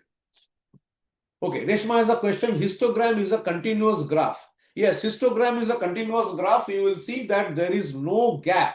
Bar diagram के बीच gap रहता है, histogram में कोई gap नहीं है. It is for a continuous. That means here we will see the class boundary after 5-10 minutes. So class boundary, that means it is continuous. Say 6 to 5.5 to 10.5, 10.5 to 15.5. So now histogram is drawn. दो rectangle के बीच कोई gap नहीं होगा. Now you can see similarly for excise, for income tax, corporate tax, सारे angle has been drawn, and you can see on the right hand side, दाहिने तरफ आप देखिए, this data जो table में दिखाया गया है, on the left hand side you can see the table, the same data now presented through a diagrammatic representation. Okay. So this is how the thing is working. Now we proceed to the next table, frequency distribution. We are currently on slide number 15. Okay. Set of categories with numerical counts, frequency distribution. Okay. So see, on the left hand side in this example I have taken, this is not in the study material, we have taken a separate example. Okay. Yeah, Reshma, histogram is a continuum. What kind of question could be asked in the MCQ for that? We will take number of questions, like every chapter which I cover, a lot of questions we will take. Just wait for some time. Histogram, bar diagram, pie diagram, we will cover all types of questions, MTP, RTP as well as exam questions. जो मैं बता रहा था कि table का जो हिस्सा है, caption, box head, stub, body, notes, please keep that in mind. Primary data, secondary data, बहुत important question. We will see the important questions. At least we will do 40. My target is around 40 questions from the study material, from MTP, RTP and exam questions, another 10. 50 question हम लोग करेंगे on this chapter today. Okay, so let us see the table here. So just hold on. I will request you to hold on and let us see. Then we will go on, please. So यहाँ पे आप देख सकते हो कि numerical counts में देखिए कि बाएं तरफ आप देख सकते हैं ईयर दिया है, कौन सा ईयर, नंबर ऑफ केसेस. मान लीजिए कभी कभी सरकार क्या करता है कि दे फाइंड आउट कि हर साल से एक्सीडेंट केसेस, कोई भी पर्टिकुलर स्टेट, कोई भी शहर में कितना एक्सीडेंट, रोड एक्सीडेंट हो रहा है. सो मान लीजिए some numbers are taken in the year 1900, मान लीजिए 61 केसेस, 1901 58, 1902 75. सो ये भी एक टेबल जैसा है. It's a table. You are getting some row, इसमें कुछ कॉलम है. सेकेंड एग्जाम्पल, सो ये और एक चीज है, please note, it is a frequency distribution. क्योंकि नंबर ऑफ केसेस मींस इसका फ्रीक्वेंसी क्या है. सो अगर number of case means the F or N, sometimes denoted by N or F. F means frequency, N also stands for the frequency. कितना cases हुआ है, ठीक है. नेक्स्ट टेबल देखिए, on the left hand side, on the lower side, 1900 से 1909 number of cases 35, 1910 से 1919 तक 46 cases, 1920 से 1929 तक 51. So total you are getting 132. Now please see the last column जहां पे relative frequency निकाला गया है. This also comes as a question that how do you calculate relative frequency? Relative frequency का formula क्या है? Frequency divided by total frequency. Okay, so you can see 1900 to 1909 total frequency for that, sorry, the frequency for this year is how many? 35. 35 is the frequency for 1900 to 1909. The total frequency is 132. So what is the relative frequency for the year 1900 to 1909? Very simple, 35 by 132 into 100. इससे आपको relative frequency calculation आपको मिल जाएगा. सो ये काफी बार we will सी इस तरह का question keeps coming. अच्छा, Muskan is asking diagrammatic presentation of data Hindi में बताओ. सो सी मुस्कान, ये जो डायग्रामेटिक, डायग्राम मतलब क्या है? Diagram means picture. अब पिक्चर क्या है? हम लोग देख रहे थे अभी ग्राफ. आप लाइन ग्राफ के द्वारा दिखा सकते हो, ठीक है. आप बार डायग्राम दिखा सकते हो, जैसे हम लोग देख रहे थे bar diagram, pie chart. I hope you are following. So already 3 तरह का डायग्रामेटिक प्रेजेंटेशन, ठीक है. So I'm not writing in the chat box. I'm just explaining the question which Muskan is requesting. So diagrammatic presentation, अगर हिंदी में हम लोग कहें इस तरह से कि डेटा को दर्शाने के लिए कुछ हम लोग ग्राफ, कुछ रेक्टेंगल, कुछ पिक्चर हम लोग ड्रॉ करते हैं, लेकिन रैंडम पिक्चर नहीं. तो कभी कभी हम लोग एक एक्स एक्सिस, वाई एक्सिस, उसमें हम लोग एक ग्राफ हो सकता है, एक स्ट्रेट लाइन, जैसा हम लोग देख रहे थे. अब for wheat and rice, we can use multiple line graphs. There can be bar diagram, plus there can be histogram. So इस तरह से होता है.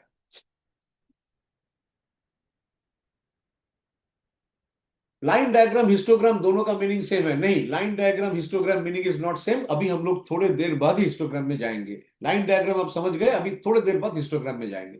फ्रीक्वेंसी डिस्ट्रीब्यूशन अभी हम लोग कर रहे हैं. सो this is one way of finding relative frequency. Next अभी देखिए फ्रीक्वेंसी डिस्ट्रीब्यूशन 13.1.4 में हम लोग आ गए. सो यहां पे देखिए इंस्टीट्यूट का जो स्टडी मटेरियल का एग्जांपल है, you can see frequency distribution कि भाई out of 30 babies how many are boys, how many are girls. So this number of birth, ठीक है, कितना जन्म कितना हुआ है, कितना how many people have taken birth. This is also type of frequency. Now some questions जो exam में आता रहता है, how to construct frequency distribution. सबसे पहले we will find the number of classes. Class का साइज कितना है हम लोग निकालेंगे. कोई भी फ्रीक्वेंसी, कोई भी डिस्ट्रीब्यूशन, अब मान लीजिए कि उसमें एक हाईएस्ट नंबर होगा, एक लोएस्ट नंबर, यानी लार्जेस्ट ऑब्जर्वेशन एक होगा, एक लोएस्ट ऑब्जर्वेशन. मैं सिंपल एक एग्जांपल दे रहा हूं कि मान लीजिए आप जो शहर में रहते हैं, last 7 days, say you are trying to get the temperature of the last 7 days. Temperature.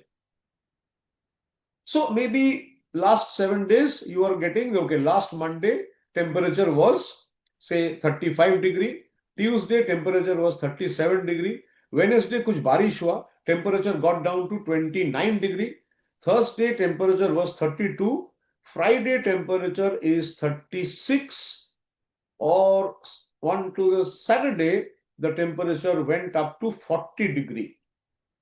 Say, so we have taken 6 days data. Monday 35, Tuesday 37, Wednesday 29, Thursday 32, Friday 36, Saturday 40.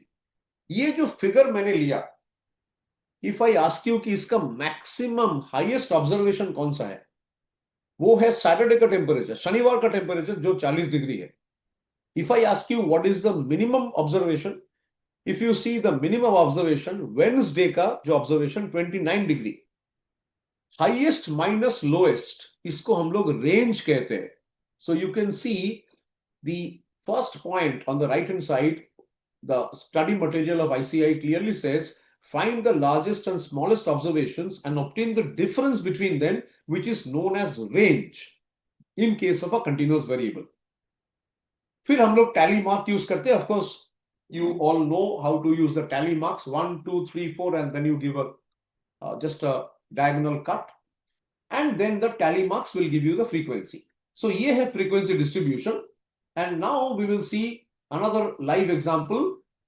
This is a question, this is a solved example from 13.1.6. Okay. हाँ, we will discuss that. Histogram, historeogram में हम लोग जाएंगे. We will go. Muskan, just hold on थोड़ा सा. Already I have explained कि the आप जो पूछ रहे थे diagrammatic presentation plus line diagram, histogram दोनों में फर्क है, of course. Now histogram and historeogram we will discuss. Okay. अभी हम लोग आगे बढ़ेंगे. Let us see this example. Please study the example from exercise 13. This is example 13.1.6. Please see. This captures everything. Just take a minute to study this. Different weight, 36 observations are there. Please see. 36 observation. Students, how many students are there? 36 BBA students of St. Xavier's College.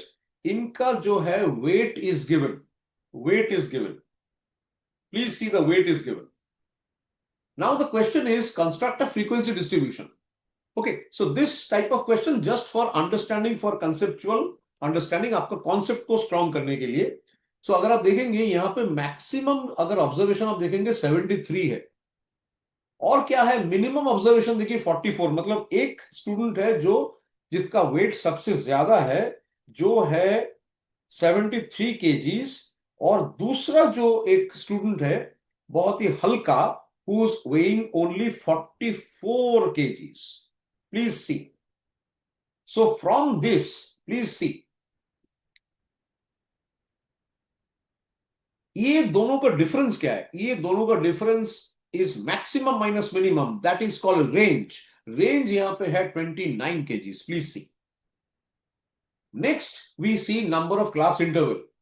Class interval यहाँ पे कितना है? We are taking number of class interval is 6. Why? Because we can see number of class interval into 5 is around 29. So 29 kg is the range. Okay. So therefore we are finding out the range 29 divided by, we have taken class length, we are taking, and class is given that construct a frequency distribution taking class length as 5. So we are taking class length. Accordingly, number of class interval, you can see is number of class interval comes to 29 divided by 5, around 6. And now we have the table. So 44 to 48 kgs, 40, because 44 is lowest. So we have started from there. 44 to 48, 44, 45, 46, 47, 48. Please see 5 step हम लोग आगे जा रहे हैं. So we can see number of the class interval, if you see, is 5. Tally marks के द्वारा यानी 44 to 48 में जितना students है इस category में weight 3 लोगों का 3 students है. So accordingly 3. 49 to 53 you can see 4. In this way the total comes to 36. So this is the way in which observations have to be written down. And now we will look at the next important point, class limit and class boundary. We are going to use this particular example and then we will understand कि class boundary वगैरह क्या है, class limit, class boundary क्या है. Okay.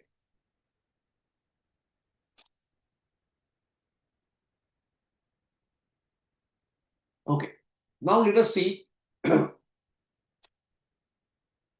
Let us look at class limit. Class limit. Now let us look at the class limit 44 to 48. This is the lower class limit and the upper class limit.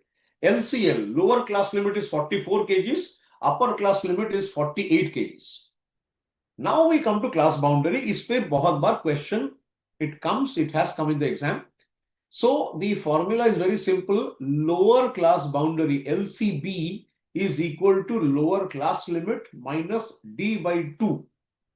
Where D क्या है? D is the difference between, say for example, say it is given 40 to 44, 45 to 49.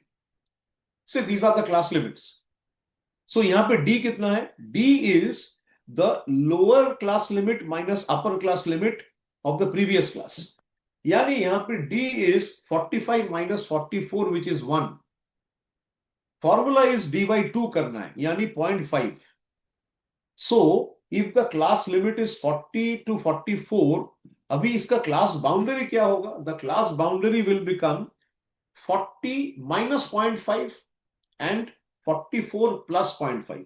मतलब class boundary बन जाएगा 39.5 till 44.5. Next class boundary will become 44.5 to 49.5. So it becomes continuous. So this is the technique. Lower class boundary is equal to lower class limit minus d by 2.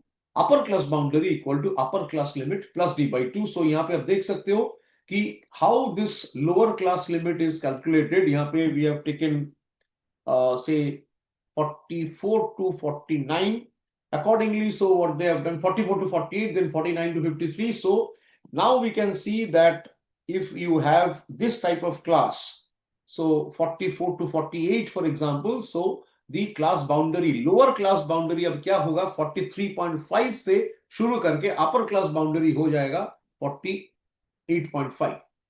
So in this way the UCB, that is upper class boundary, and the lower class boundary is calculated. So यहाँ से काफी बार question आता है. Okay. Okay, let me just, we are on slide number 17 currently, and let me just some questions we will take. Now, one question was histogram, histogram. So histogram we will see, already we have discussed. Histogram is for a continuous, it's like a frequency distribution where we are dealing with the numerical data, and it is a continuous because there are no gaps in the histogram. Histogram is basically conceptually अगर बताया जाए, ये एक line graph जैसा होता है where it is showing time series data. So that is the only difference we have between histogram and historiogram. अच्छा, Reshma has a question is, अच्छा, Arjun is asking for practicing questions, example questions also. Yes. I will come to the questions part after another 10-15 minutes. So around आएंगे हम लोग, another 10 minute 15 minute में आएंगे questions में. Yes, please, Arjun is asking for practicing question, example question we should practice. Yes. Please practice the example questions. Number one, understand the example questions.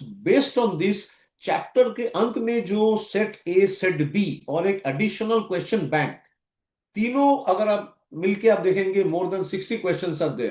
Please solve each of them. We will try to do, as I had already promised, 40 questions out of those 60 हम लोग target कर रहे हैं. We will do that. It will be very beneficial for your this thing, for your exam. Reshma has a question 13.16 में, after doing total for a number of students, what we should do. Okay, 13.16 we have got the students. Okay, chaliye, let us, we are discussing this only, maximum or minimum. अच्छा, range के लिए सबसे पहले Reshma, as you can see, सबसे पहले we have to see, find out the range. See, this is a complete example. Normally if you look at the exam questions, it is MCQ 1 mark question. If you look at the type of exam questions, RTP, MTP. So here this is a complete example. So this type of question, according to the current weightage and current pattern of questions, I am not very sure whether this type of question can be expected. It's a very big question. Yes. Now the question is, from this distribution, if a question comes, what is the range? तब आपको क्या करना है, सारे observation जो दिया है उसमें हाईएस्ट ऑब्जर्वेशन आपको लेना है, लोएस्ट ऑब्जर्वेशन, दोनों का difference will give you range. So if I tell you कि 5 स्टूडेंट है, से A B C D E, इनका क्वांटिटेटिव एप्टीट्यूड पेपर का स्कोर इस प्रकार है. A has got 72, B has got 84, C has got 67, D has got 93, E has got 61.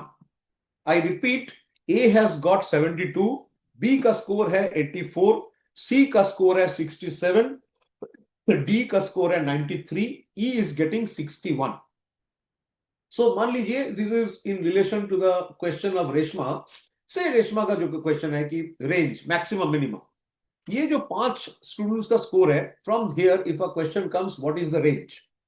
यहां पे देखिए, हाईएस्ट स्कोर डी ने स्कोर किया 93, लोएस्ट स्कोर ई का है he has scored 61. यानी इस एग्जाम्पल का रेंज क्या है? Maximum observation minus the minimum value of the observation, 93 minus 61 which comes to 32. ठीक है, सो इस क्वेश्चन में रेंज कितना है? 32, 32. सो इस तरह से रेंज निकालेंगे और उसके बाद the frequency distribution we have to do. Normally questions come on the range. Range कितना है? Figures are given, data is given, आपको रेंज निकालना है.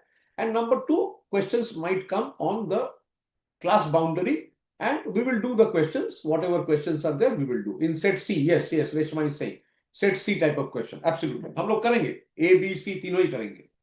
Okay, अभी हम लोग आगे बढ़ेंगे. So width or class interval. Now similarly we can see the width of the class means upper class boundary minus lower class boundary. Yani in this example 48.5 minus 43.5 which gives you 5.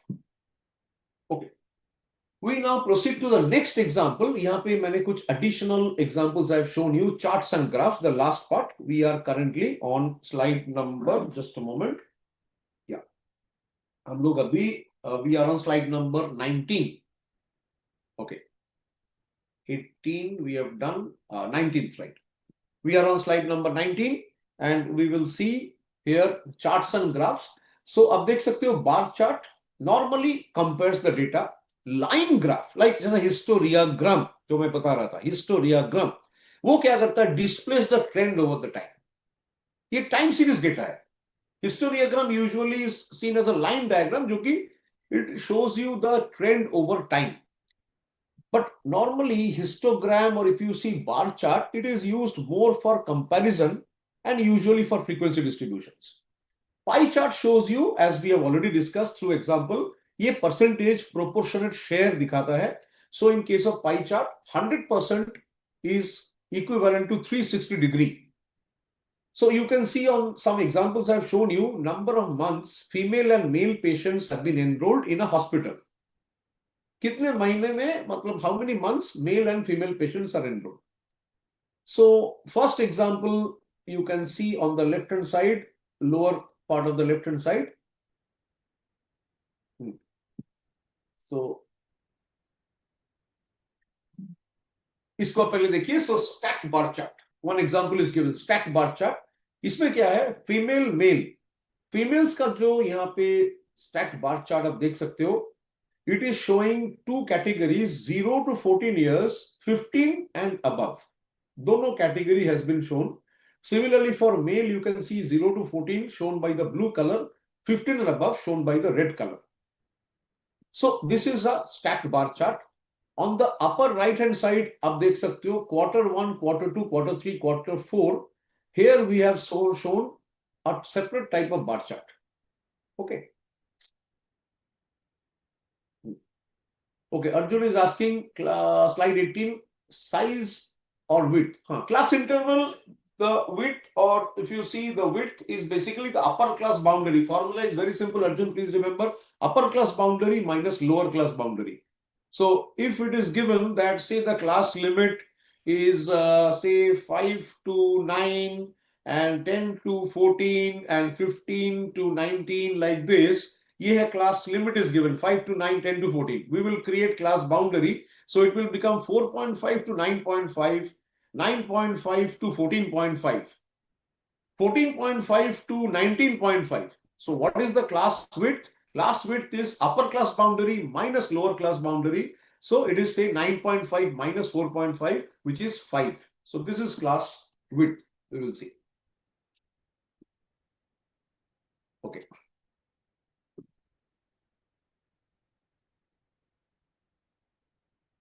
Yes.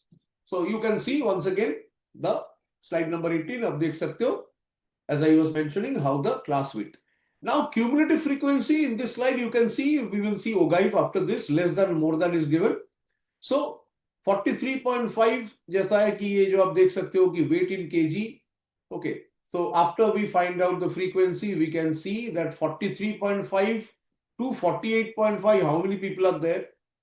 So cumulative means now we are adding less than cumulative. So you can see till 48.5 we have 3 people. 53.5 means what?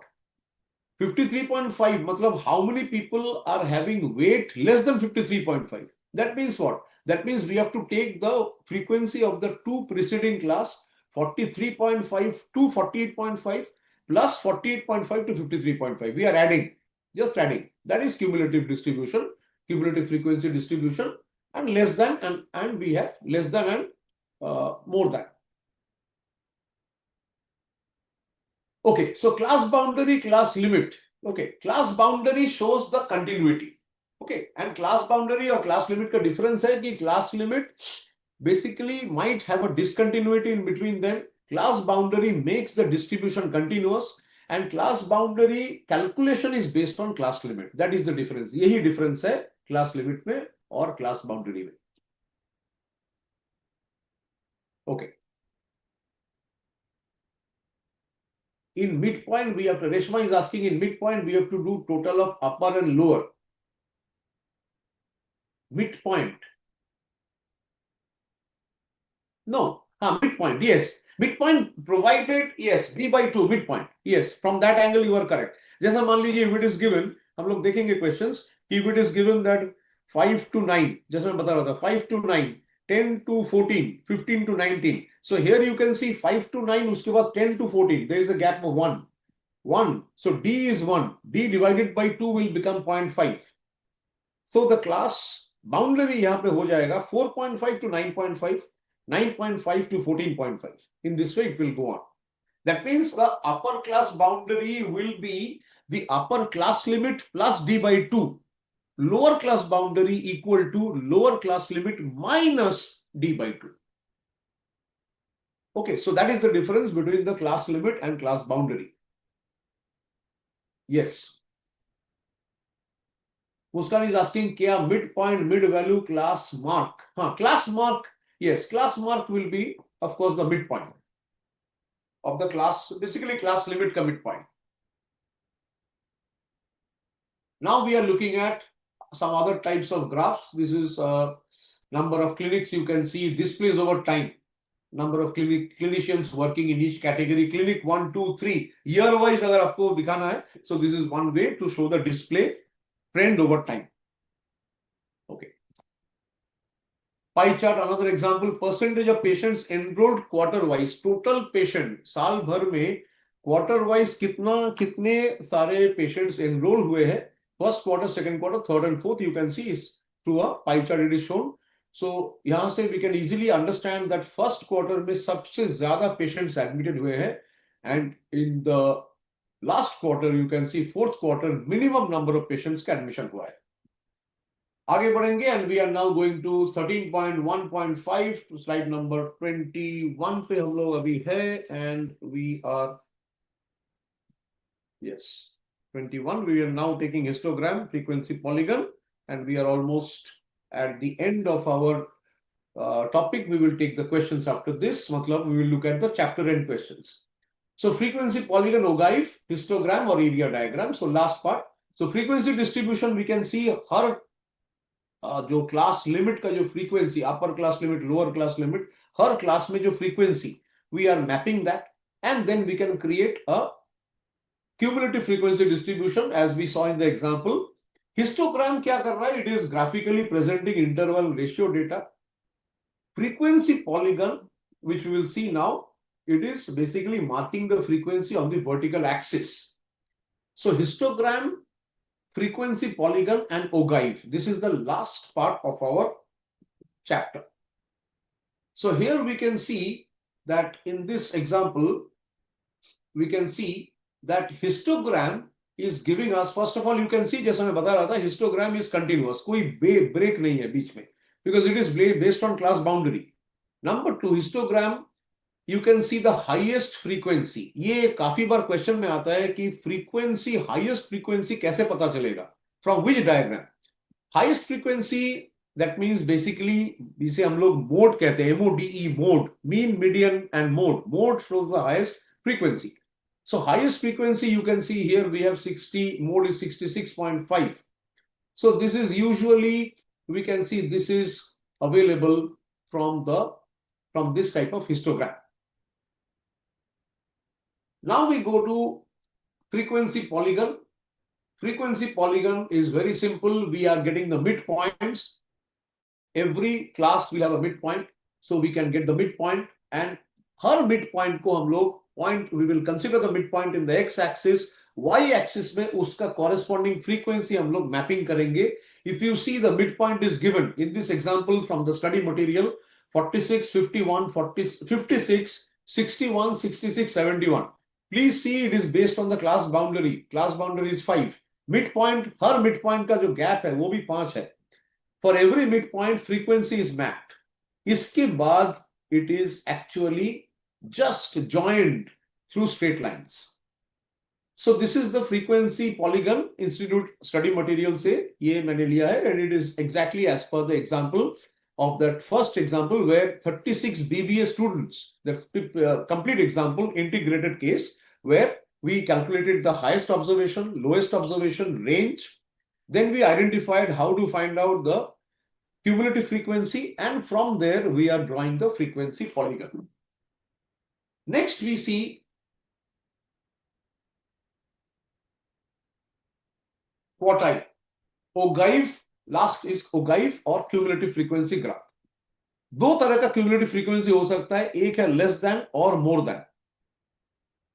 That means ogive is nothing but the graph of the cumulative frequency. That means ogive will be either from the like diagonal, नीचे से ऊपर की तरफ या ऊपर से नीचे की तरफ.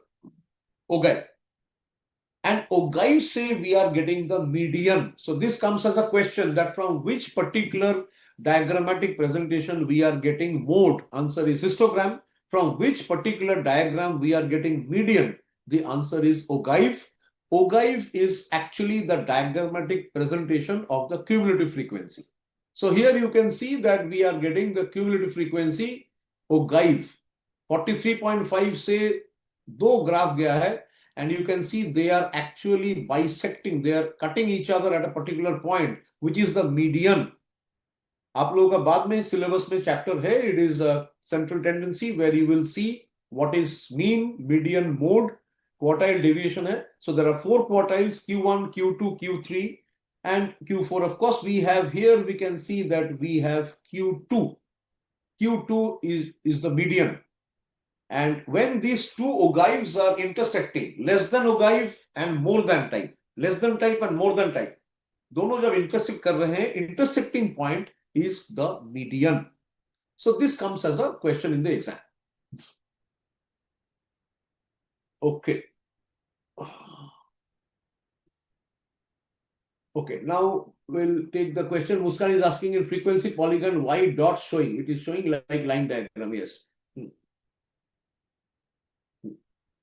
So the dots are given just to show that ultimately it is connected with the, because 71 is there. 71 is the midpoint. But ultimately you cannot leave the frequency polygon, has to ultimately come down. Please see 46 is midpoint, but actually अगर आप देखोगे 41 से शुरू हो रहा है. But you cannot leave an open-ended. So just to show that the end is 76, this dotted line is shown. Okay, so that is basically the response to what I think Muskan was asking. Yes, this is from Muskan. Yes. Achha. Why ogives? Arjun is asking. Ogives for obtaining quartiles. Yes, for obtaining the quartile, and ogive is nothing but less than cumulative frequency or more than cumulative frequency को diagrammatically दिखाने के लिए ogive है. Okay. Now we look at frequency curve. यहाँ पे 4 तरह का frequency curve है. So here we have frequency curve is nothing but a smooth curve.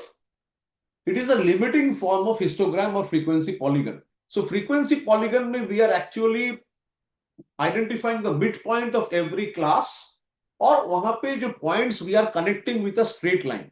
That is frequency polygon. But in case of frequency curve, it will be a free-handing curve, freehand curve. And if you see, in case of frequency curve, please see ये जो नीचे का shape दिया हुआ है, you can see that the frequency curve will ultimately come down towards the x-axis. बीच में it will not break, और यहाँ पे dotted line नहीं है, it is a complete curve. So frequency curve is just a limiting version of histogram, or it can be used even for frequency polygon. So instead of showing histogram, आप freehand curve भी दिखा सकते हो. It will convey the same meaning. चार तरह का curve हो सकता है. One is, which is the most common, which is sometimes called normal curve, bell-shaped curve. You can have a U curve, you can have a J curve, you can have a mixed curve. ये काफी बार exam में question के हिसाब से आता है that how many types of curves are there? There are 4 types of curves. Okay, so you have bell-shaped curve, U curve, J-shaped, and mixed curve. Okay, we are on right now on slide number 23. Fine. So you can see the 4 types of curve. You have U curve, J curve, and of course you have the bell-shaped curve. And आप यहाँ से खुद देख सकते हो from the study material clearly written that her distribution का अलग curve होगा. For example, when you see that passenger traffic in a city, in a station, अब सुबह के टाइम पे क्या होगा?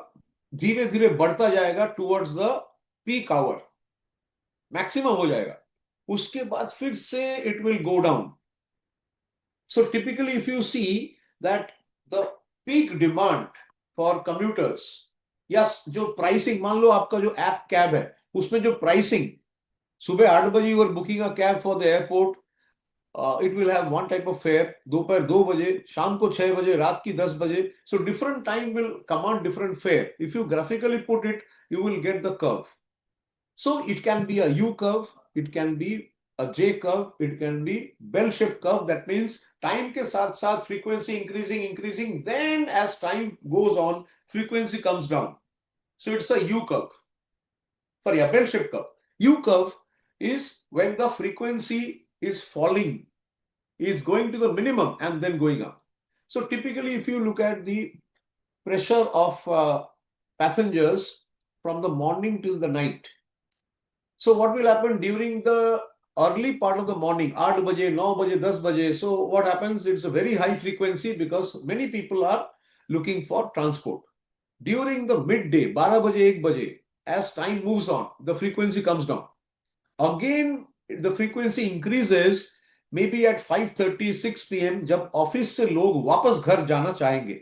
So it becomes a U curve. So just go through these 4 types of curve and you will definitely understand. Arjun, I've already explained frequency, density, relative frequency. Please see the video once again, all explained. Same thing we can't repeat. Okay. Next, we move to mixed curve. There can be mixed curve as well. So now we come to the exercise. We are on slide number 24 and we are taking the exercise unit number 1, set A. We will take number of questions. Question number 1, which of the following statements is false? So which of the following statement is false? Okay, question number 1. This is the set A question from the unit exercises. So first, if you see statistics is derived from the Italian word statista. That is the wrong answer. So 1C. Then we move to the second one. Statistics is defined in terms of numerical data. In what sense? This we have already discussed. It is plural. It is plural sense. Okay. Now, number 2. Next, we will move on. Statistics is applied in what? Question number 3. So if you see, it is applied in all of these. So business management, economics, commerce. Number 4, also important statistics concerned with what? Number 4, you see qualitative, quantitative. दोनों के साथ statistics can be used for both of them. Attribute. Now attribute is basically qualitative characteristic को हम लोग attribute कहते हैं. Attribute is what? Question number 5, it is a qualitative. So we will go for 5, question number 5A. Okay, 5A. Number 6, annual income. Annual income, is it continuous or discrete? Annual income, if you see, it can take up any values, including fraction, within a defined range. So that means we will see it is an annual income will be number 6, question number 6, if you see, an annual income is definitely when you think it's a discrete variable, but it cannot, yeah, of course, if you see it is continuous within a defined boundary, but it cannot take any negative value as such. Marks of a student is an example of what? Now, marks of a student, if you see, it is a discrete because it cannot take, you cannot get negative marks as such. I mean, the total score usually cannot be negative. Nationality of a student, number 8, it is a qualitative characteristic. Drinking habit of a person, number 9. So this is also an attribute क्योंकि ये qualitative feature हम लोग कहते हैं. Okay. Next we are moving to, okay, just a moment. Let us go to the next one. Yes, number 10 is similar. Yes. These are all similar questions. Data collected on the height of a group, whether primary or secondary. So these are all quickest method to collect primary data. Number 14, if you see, 10 to 14, we are doing number 14. Quickest method to collect primary data. Personal interview, indirect, telephone, by observation. Now, 14th, if you see, telephonic interview usually will give you the fastest information, fastest, quickest method. Next, we move to number 18. The amount of non-responses is maximum in which method? Now, non-responses. Meld questionnaire में सबसे ज्यादा response कम मिलेगा क्योंकि आप एक questionnaire mail कर रहे हो तो either you are sending it by post or email, so the response will be majority of the times you may not get the right response or you may not get complete answers to all the question. So question number 18, option number A is the right answer. Option A, question number 18. Okay. Now we come to yeah, relative frequency, Arjun, I've already explained. Please go through. Same, I cannot repeat because we have few slides left. Individual, one by one, I cannot take. Please go through the videos, see the study material. Only for the sake of asking, some of you are asking. That shouldn't be the approach. Please see. Okay. Next, we are taking number 18, 19. Some important source of secondary data. Yes, international and government sources, international and primary, no. Option B is not right. 19th question, option number 1, international and government sources. The next we are taking up question number 23. The best method of presentation of data. Best method of presentation of data. Now, best method is a very dicey question. Best or appropriate method. Now, if you look at question number 23, what is the best method? Usually we will say diagrammatic may not give you 100% in the sense people may not be able to understand, but table gives you the best because it is precise. People can see frequency, you can calculate the relative frequency, percentage, cumulative frequency. So cumulative frequency ka jitna bhi calculation, ogive, we discussed about less than ogive and more than cumulative frequency. These are usually based on table. That means tabular data. Most attractive, question number 24, the most attractive method, definitely question number 24, if you see, most attractive method is diagrammatic because it is catchy. People will get interest. Table, sometimes people don't have the interest to study, but diagrammatic with color, जैसा अभी modern dashboards, right? So modern dashboards in the sense companies, top management, board members, they want to see the performance of the company. They don't have the time or the interest to go through tables because they have to take quick decisions. Unko chahiye catchy diagrammatic presentation. So they get an idea. They may not get 100% accurate idea, but they will get the trend. That is their objective. So most attractive is diagrammatic. Then you have number 25, very, very important question for tabulation. Caption kya hai? Table, tabulation money for table, caption kya hai? Now caption here is what? The upper part of the table that describes the column and sub-column. Question number 25, please see, it is option D. 26 stub, we were discussing stub money बाएं तरफ, left part of the table, which is describing the row. जो row को describe करता है, 26 option number D. 27, the entire upper part of the table, बहुत बार question में आया है, this is the box head, option number C. 28th question, unit of measurement कहाँ दिखाया जाता है? Where is the unit of measurement shown? Now the unit of measurement in the table, when you think of the table, this is shown in the box set, which is the bigger part. Next, let us see number 30. Okay, 30, let's come to 32. Diagrammatic presentation of data is done by what? Diagrammatic representation of data is done by both diagrams, pictures, and charts. So 32, I will go for all of them, or all the above are correct. Let's see number 33. The most accurate mode of data presentation. Most accurate mode of data presentation is what? Now 33 question, if you see table, because table is the most accurate and precise. Most attractive method is diagrammatic, but the most accurate and probably the most desirable form is table. 34th question, the chart that uses logarithms of the variable. This is 34th is a ratio chart.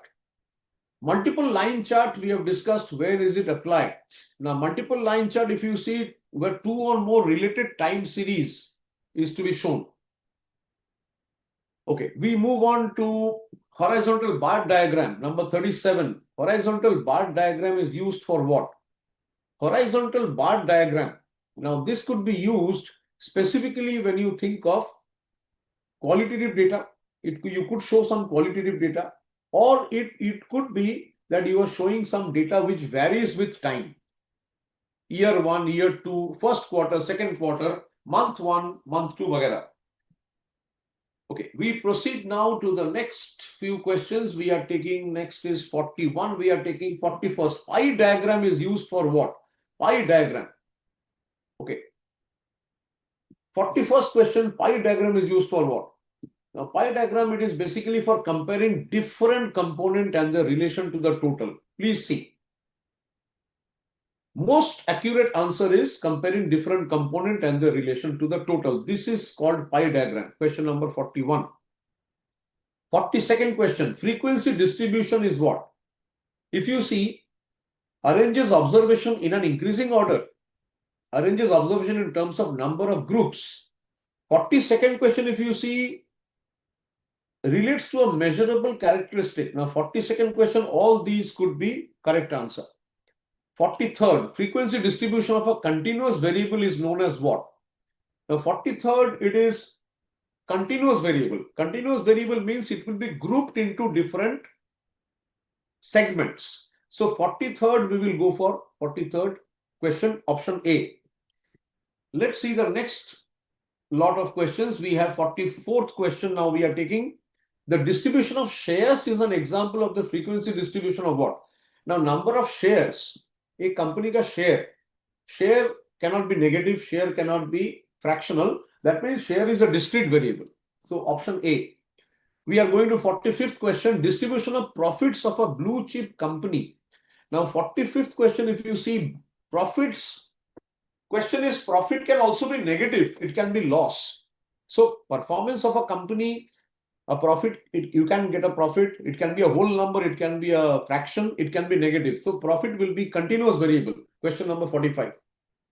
Next we have, we are taking 46. Mutually exclusive classification. This is defined in the study material. This is basically mutually exclusive and mutually inclusive. So mutually exclusive means that for a particular class limit, when the lower class limit is included but upper class limit is excluded, we call it mutually exclusive. And in case of mutually inclusive, this is usually mutually inclusive mutually inclusive classification, normally used for discrete variable. 49th question we are taking LCB. LCB क्या है? Lower class boundary. We have done the detailed explanation. Lower class boundary means it is, we can say, class limit जो है 44 to 48, 5 to 9, 10 to 14. This is class limit. Extremes of a class, extremes. But the class limit may not be continuous. To make it continuous, we are applying class boundary. So lower class boundary, we can say, is basically a lower limit to the LCL.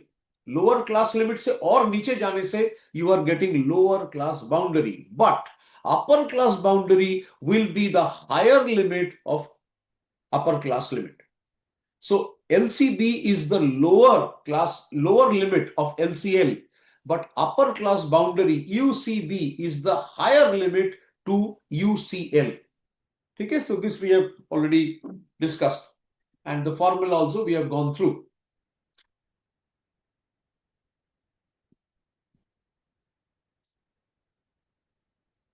Okay. Muskan is asking relative frequency or frequency density का क्या difference? I have explained. Frequency, relative frequency means उस class में कितना frequency है. मान लो कि 10 to 20 ये जो क्लास है, say the frequency is 15 and say 10 to 15, 15 to 20, 15 to 20, 20 to 25 total frequency मान लीजिए it is say 75. Total frequency 75. Frequency of a class is 15. So what will be the relative frequency? Relative frequency will be 15 divided by 75. That means frequency of the class divided by total frequency into 100. So in this example, 15 by 75 into 100, that means it comes to 20%. Relative frequency 20%. Now your question, frequency density. This also I explained. Frequency density means total frequency of that class divided by, we will take the class boundary, and therefore if you see, if you have this frequency is 15 and say the class boundary, the class interval, basically we are considering upper class boundary minus lower class boundary, we are taking 5. So aapka frequency density becomes 15 divided by 5, that is 3. So this is the difference between frequency density and the relative frequency. Okay.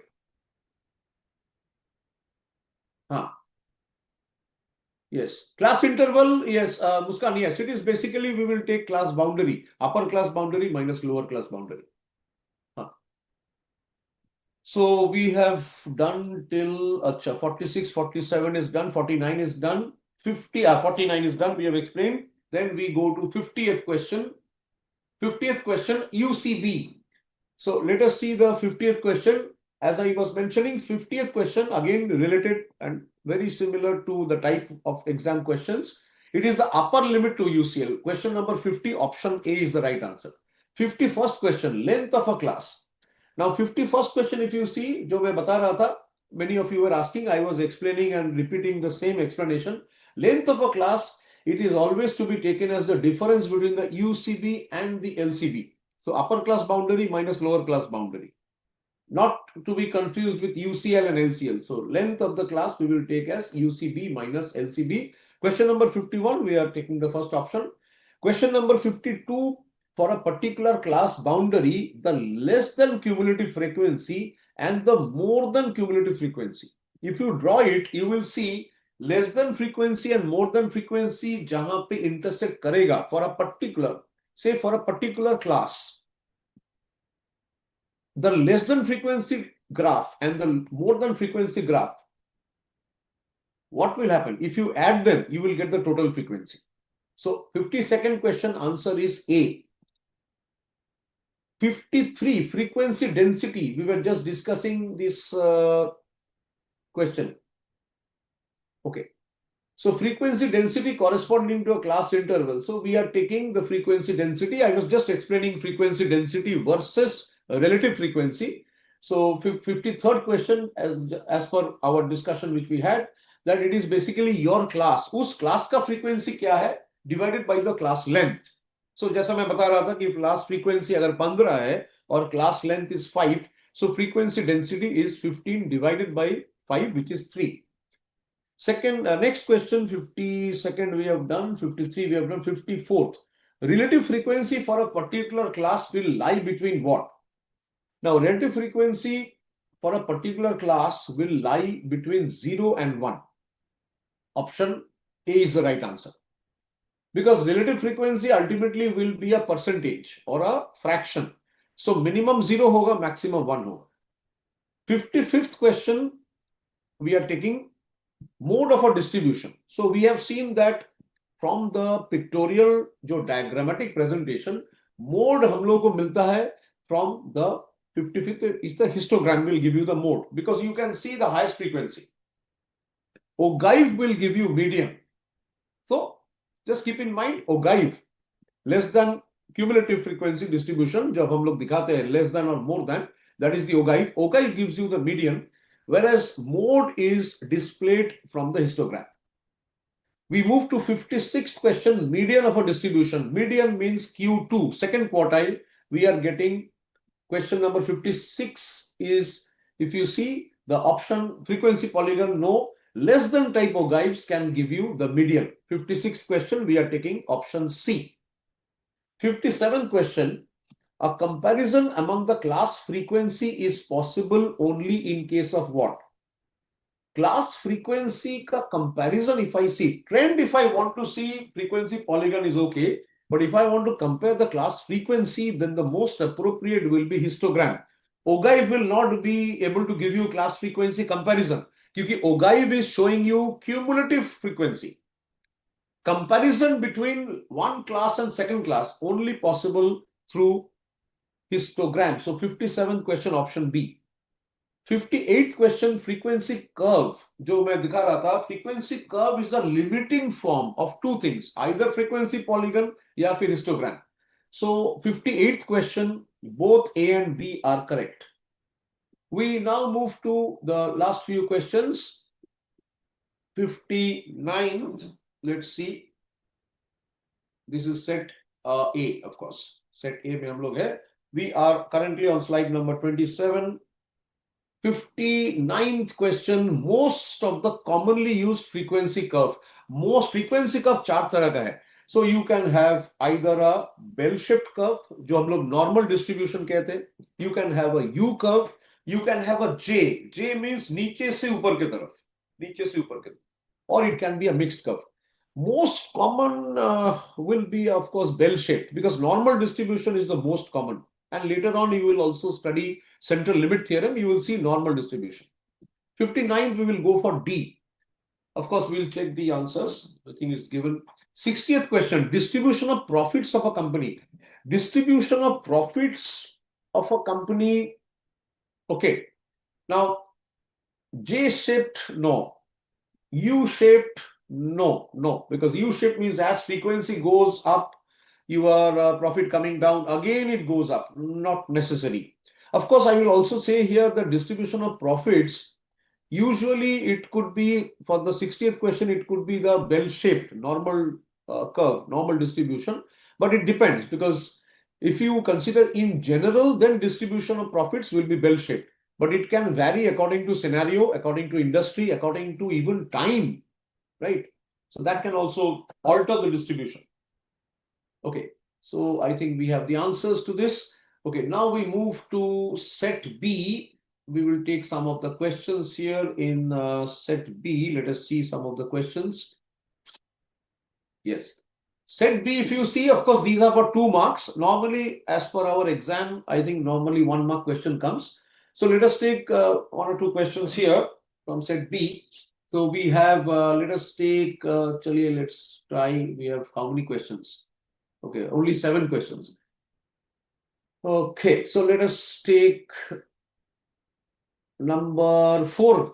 Let us take number 4. Number of accidents for 7 days is given. So frequency. What is the number of cases when 3 or less accidents occurred? Now, if you see number of accidents, less than 3 or less बोल रहे हैं. 3 or less means what? Question number 4 देखिए. 3 or less, what is the number of cases where we have 3 or less accidents? 3 or less means if it is 0 accident, we have to consider that. If it is 1 accident, we'll consider that. 2 also and 3 also. So 3 or less means we will add the frequency for 0, 1, 2, and 3. Now, if you add all of them, that means question number 4, if I just add up, so we will see for question number 4, we are adding up. 0 frequency कितना है? 15 cases. 1 frequency, एक accident frequency is 19. So that makes us to 34. 2 frequency 22. 34 plus 22 is 56. 3 frequency है 31 cases. 56 plus 31, I am getting 87. Let us see question number 4, 87. Option D में हम लोग, which I was indicating, option D. Next question is question number 5 देखते हैं. The following data relates to the income of 86 persons. What is the percentage of persons earning more than 1500? 1500 and above, if you see, यहाँ पे total 4 classes दिया हुआ है, 500 to 999, 1000 to 1499, so on. If you see the frequencies are given 15, 28, 36 and 7. Let us add up all of them. 15 plus 28 gives you 43 plus 36. That gives you 79 plus you have 7. So I'm getting 86. Total frequency for question number 5, 86. Out of this, how many people are earning 1500? More than 1500. Now, more than 1500, what is the percentage? That means we will take 1500 to 1999, वो वाला class लेंगे, फिर 2000 to 2499. दोनों frequency if you add 36 and 7, you are getting 43. Total frequency is 86. 43 divided by 86 is 50%. So answer is 50. Question number 5, we will go for option A. Okay, then you have, let us take the 7th question. Find the number of observations between 250 and 300 from the following data. आपके पास data दिया हुआ है more than 200, more than 250, more than 300. Question is, find the number of observations between 250 and 300. So this is a more than distribution given. 250 और 300 के बीच कितना है? अब more than 200, how many people have got? If you see more than 200, you have 38 people. More than 300, how many are there? You have 15. More than 250, 38 people. More than 300, you have 15. If you find out the difference, this difference will give you the number of people between 250 and 300. That means the answer should be 38 minus 15. So I'm getting the answer 38 minus 15, I'm getting 23. Question number 7, we will go for option number B, that is 23. So this is set B. Finally, let us see some of the questions in set C. So let us take question number 1, for example. Graph is what? Now, graph is a line diagram. So option A. Question number 3, relationship between two variables are shown how?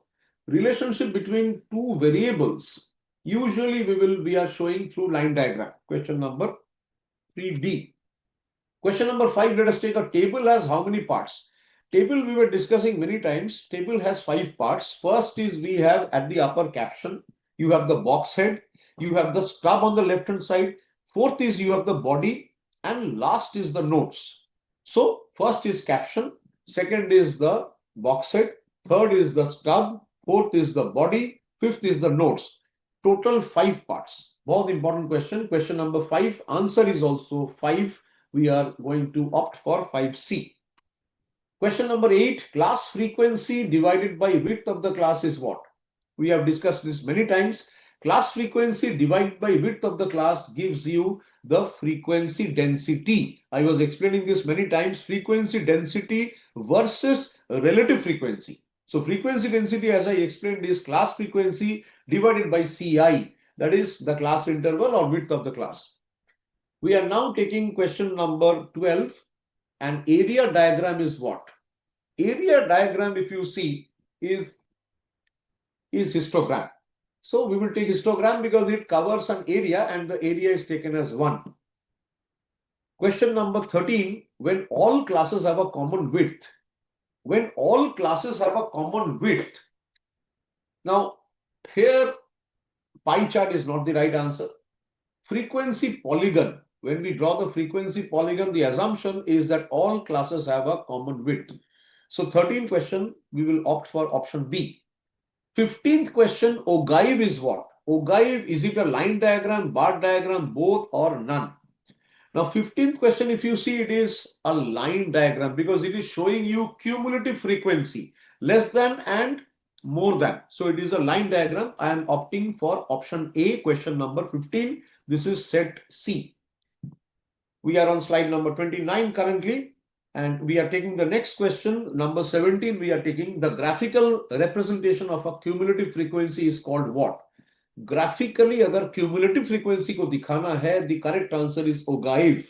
Less than or more than, both of them do the same. They demonstrate cumulative frequency. Question number 17. Option is OGAI. Next, we are moving to, let's take the next few questions. We will take the next lot. Okay, let me go to number 20. This is number of questions. We will take number, let us take randomly, with 29 we are taking. Frequency density is used in the construction of what? Frequency density, we were discussing frequency density a little while back.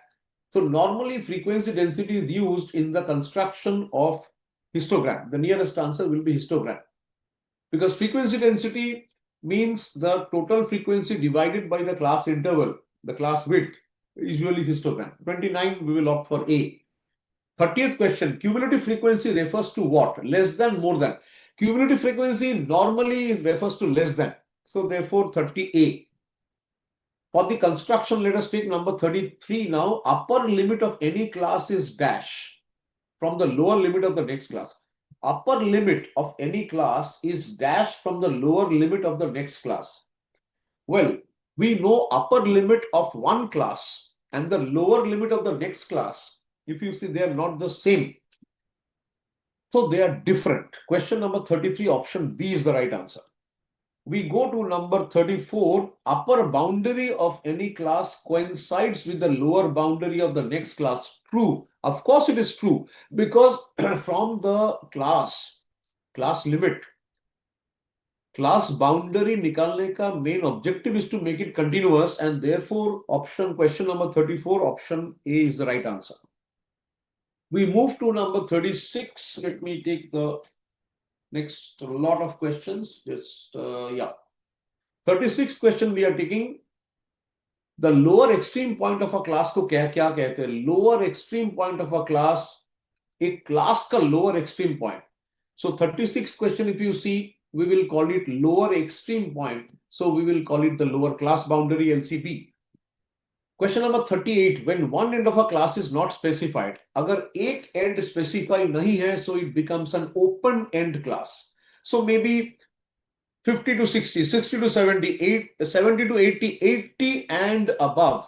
ये जो category है, this is open-ended. So question number 38, this is option B.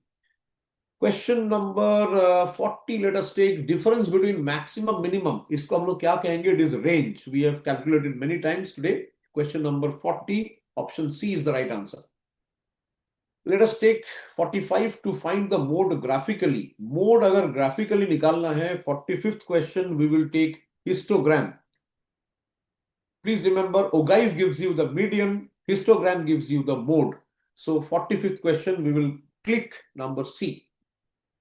Proceeding to number 48, the last few questions we are taking on 48. In representing simple frequency distribution of a discrete variable, which one should be useful?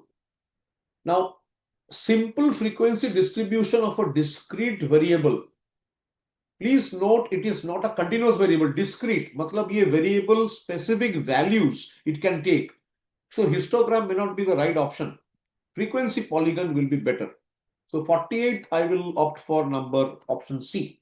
And also I give the logic. Next, we will take 49th, diagrammatic representation of cumulative frequency distribution को हम लोग क्या कहेंगे? Diagrammatic representation of cumulative frequency distribution. I see many of you are giving answers. Since I am busy taking the questions from the study material and explaining, so I'm unable to check the name or call out the names, but I think everyone is giving the answer correct. Very good. Yes. So question number, we are currently on question number 49. Diagrammatic presentation of cumulative frequency is obviously, if you see, it is OGAIF, as we have discussed. Question number 50, we are now taking 50th question for the overlapping classes. Please see, it is a practical question. 0 to 10, 10 to 20, 20 to 30. The class mark of 0 to 10 is what? So I was taking few questions on this query. So now you can answer this. It is a continuous, matlab overlapping classes hai. So what is the class mark? Midpoint. 0 to 10, midpoint is 5. So question number 50, I will take 5. Let us take next we will take is, say, let us go for 54th question. Let us see. Acha, 53rd question. OGAIF can be prepared in how many ways? 53rd question. Ogive can be prepared in two ways, less than or more than. So 53rd question, option 1. 54th लेते हैं, the curve obtained by joining the points whose x coordinates are the upper limits of the class interval and y coordinates are corresponding cumulative frequency. Cumulative frequency दिया हुआ है. So 54th question, undoubtedly it is Ogive, 54A. We move to 55th. The breadth of the rectangle is equal to the length of the class interval. Breadth of the rectangle is equal to the length of the class interval. Please see, hint is given. It has to be a rectangle. Rectangle आपको कहाँ मिलेगा? You will get it only in histogram. Histogram में जो class interval, it is shown by the breadth. Breadth of the rectangle. Length shows the frequency. Okay. So question number 55. Naturally, we are opting for option B. Next, we are taking 56th question. We are on slide 31 now, and time exactly 4:30. Our scheduled time is till 4, but we are pushing ahead to cover as many maximum questions, more than 40 we are taking. 56th question now we are taking. 56th question, in histogram, the classes are taken as what? Histogram classes are continuous, matlab overlapping. So 56th question, option A.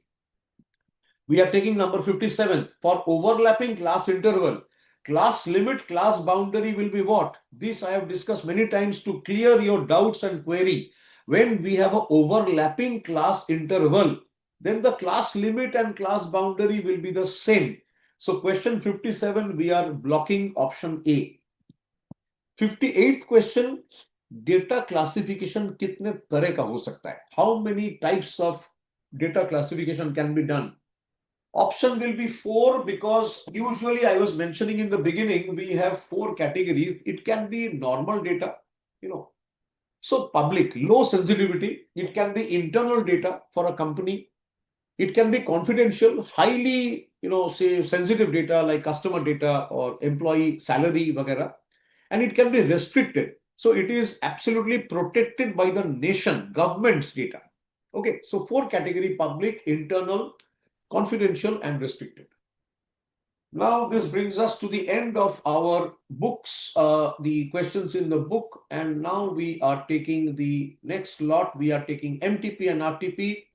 First, we are taking questions from the MTP, mock test paper and model test paper, median of a distribution, exact the questions set. We have completed more than 45 questions from set A, set B, set C of the exercise. Now the last few minutes we are devoting so that you get maximum coverage, deeper understanding, practical insight. Question 18, median of a distribution. Now, as we have discussed, median we are able to get from Ogive, whereas mode we are getting from the histogram. We have explained this now through number of examples. So 18th question of the MTP, we will take option number, if you see, we are going to take option number C, which is Ogive. 19th question for open-end classification, which of the following is the best measure of central tendency? Now, this is, of course, you will do later in central tendency. It will be the median. Next question, I've drawn an Ogive. You can see executive income is shown.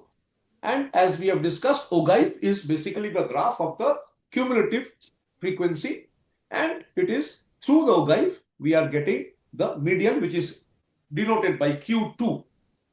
Now the RTP question, very important question. We have discussed this when we were talking about describing the 5 parts of a table. Question 19, entire upper part of a table is known as what? Entire upper part. So it is the box head. Option number C is the right answer. Please remember 5 parts. You have the caption, okay, which gives you information about the column. I'm showing upward, downward column. Second is the box head, which gives you everything. So all details. Third is the stub. I am showing sideways movement of my finger because stub gives you the information about the row. Fourth is, and stub is the left hand side. Fourth is the body. Okay, I am using my palm to show main body. Last is the note. Fifth point is the note. So in this case, very important question, number 19, it is box head. 20th question, qualitative characteristic को हम लोग क्या कहते हैं? We have discussed qualitative characteristic. For example, your preference for a particular food. We will call it, basically, it is an attribute. So question number 19 is we have seen it is C, 28A. 22nd question, ogive can be prepared in how many ways? It can be prepared in two ways. So 19C, option C, question number 20, option A, and finally question number 22, option A again. Now we take the last slide of our session today, and this is the exam questions. You can see a few questions from the last year's exam, and this is the question from the exam paper. You can see from the look of I've just extracted the question from the exam paper. Question number 4, frequency density of a class interval may be defined as what? So you can see that here the frequency of the class interval to the corresponding, the frequency of that class interval, to the corresponding class length. As we have discussed, I was giving the example, if here we are talking about frequency density. So if, say for example, the frequency of a particular class is say 20 and say the class length is 4, that means the frequency density is 20 divided by 4, which is 5. So this is question number 4 of the exam question. Next one we are taking number 34th of the question paper. The diagrammatic representation of cumulative frequency distribution is shown through what? As we have discussed multiple times, it is the ogive. Please remember, ogive shows you the less than, it demonstrates both less than cumulative as well as the more than type, and it is through the ogive that we are able to find out the median. And the last one for today, question number 73 of the question paper, on dash, the frequency starting from rather low value gradually reaches the maximum value somewhere near the central part and then decreases to reach the lowest value. If you study the question and just visualize what the question says, that you can see frequency नीचे से ऊपर की तरफ. So you are actually drawing a curve like a bell. मंदिर में जो घंटा होता है, this bell, you are drawing a bell curve. You will later see in statistics the bell curve is the characteristic of the normal distribution. And therefore, in question number 73, as per the facts of the question, you can see it is a type of frequency curve. Frequency curve are of 4 types, as we have discussed. It can be the most common bell, it can be the U pattern, it can be J curve, it can be mixed curve. So here we will opt for question number 73, option A. Finally, to wrap up summary of the study material, we have discussed about data. First of all, we talked about statistics. What is the concept? What is the relevance? How statistics is linked with AI, with machine learning, with data science. Then we looked into the different categories of data, primary data, secondary data. Then we discussed how to collect the data and how to present. So textual presentation parawise. Then we discussed details about tabular, including the different parts of a table. Parallelly, we discussed about diagrammatic presentation, where we went into the details of line diagram. Then we covered areas like, of course, histogram, frequency polygon, ogive, and of course, frequency, different type of curves. Diagrammatic presentation also included pie charts. And here we see finally, when we talk about the how to categorize, how to create frequency distribution, we talked about the class frequency, then how to find out relative frequency, frequency density. Finally, we have taken a number of questions from exercise A, B, and C of our study material. Plus, parallelly, to complement and supplement and to add maximum value, we have taken additional questions from the MTP of the last 2-3 years, RTP, and the exam questions. So we are on slide 35, which is the last slide, and I'm signing off from here. So I hope you have followed the session and done the problems. Many of you have given the answers. Please practice, and please, if possible, try to go through the study material once again, all the concepts. And let me also share, I think sir is there with us. I will only request you to, for this chapter, just like the other chapters, kindly go to the theory part also, because as you can see from the exam questions, several type of questions could come on, say for example, primary data, secondary data, different parts of the table, plus the fine difference we have, say, between relative frequency and frequency density. So it is not necessary that for this chapter a numerical problem can come. It can also be, the question can also be in the form of a theory principle. So उसपे भी ध्यान दीजिएगा, and I'm sure you will be doing great. So thanks a lot to all of you, and I think we will meet again next time in a subsequent chapter of statistics. So sir, I will hand over the proceedings to Ravi sir. So he's there Thank with you us. so much, sir. Thank you very much for wonderful section. Even I enjoyed as a student of the statistics Thank you, sir. for today's section. Thank you. And thank you so much. Thank Thank you. you very much, students. With the sir's guidance and what I want to convey for the today's section also be, uh, you have to follow the study material also be carefully. All MCQs are also. Apart from the SARS lecture also be, it can be available in the YouTube also be. You can see the your BIOS knowledge portal also be. With this, we conclude today's section. Thank you so much. Thank you, Chakravarti sir, for Thank you. today's wonderful section. Thank you, sir. Technical team? Yes, Yeah. sir. Yes, sir.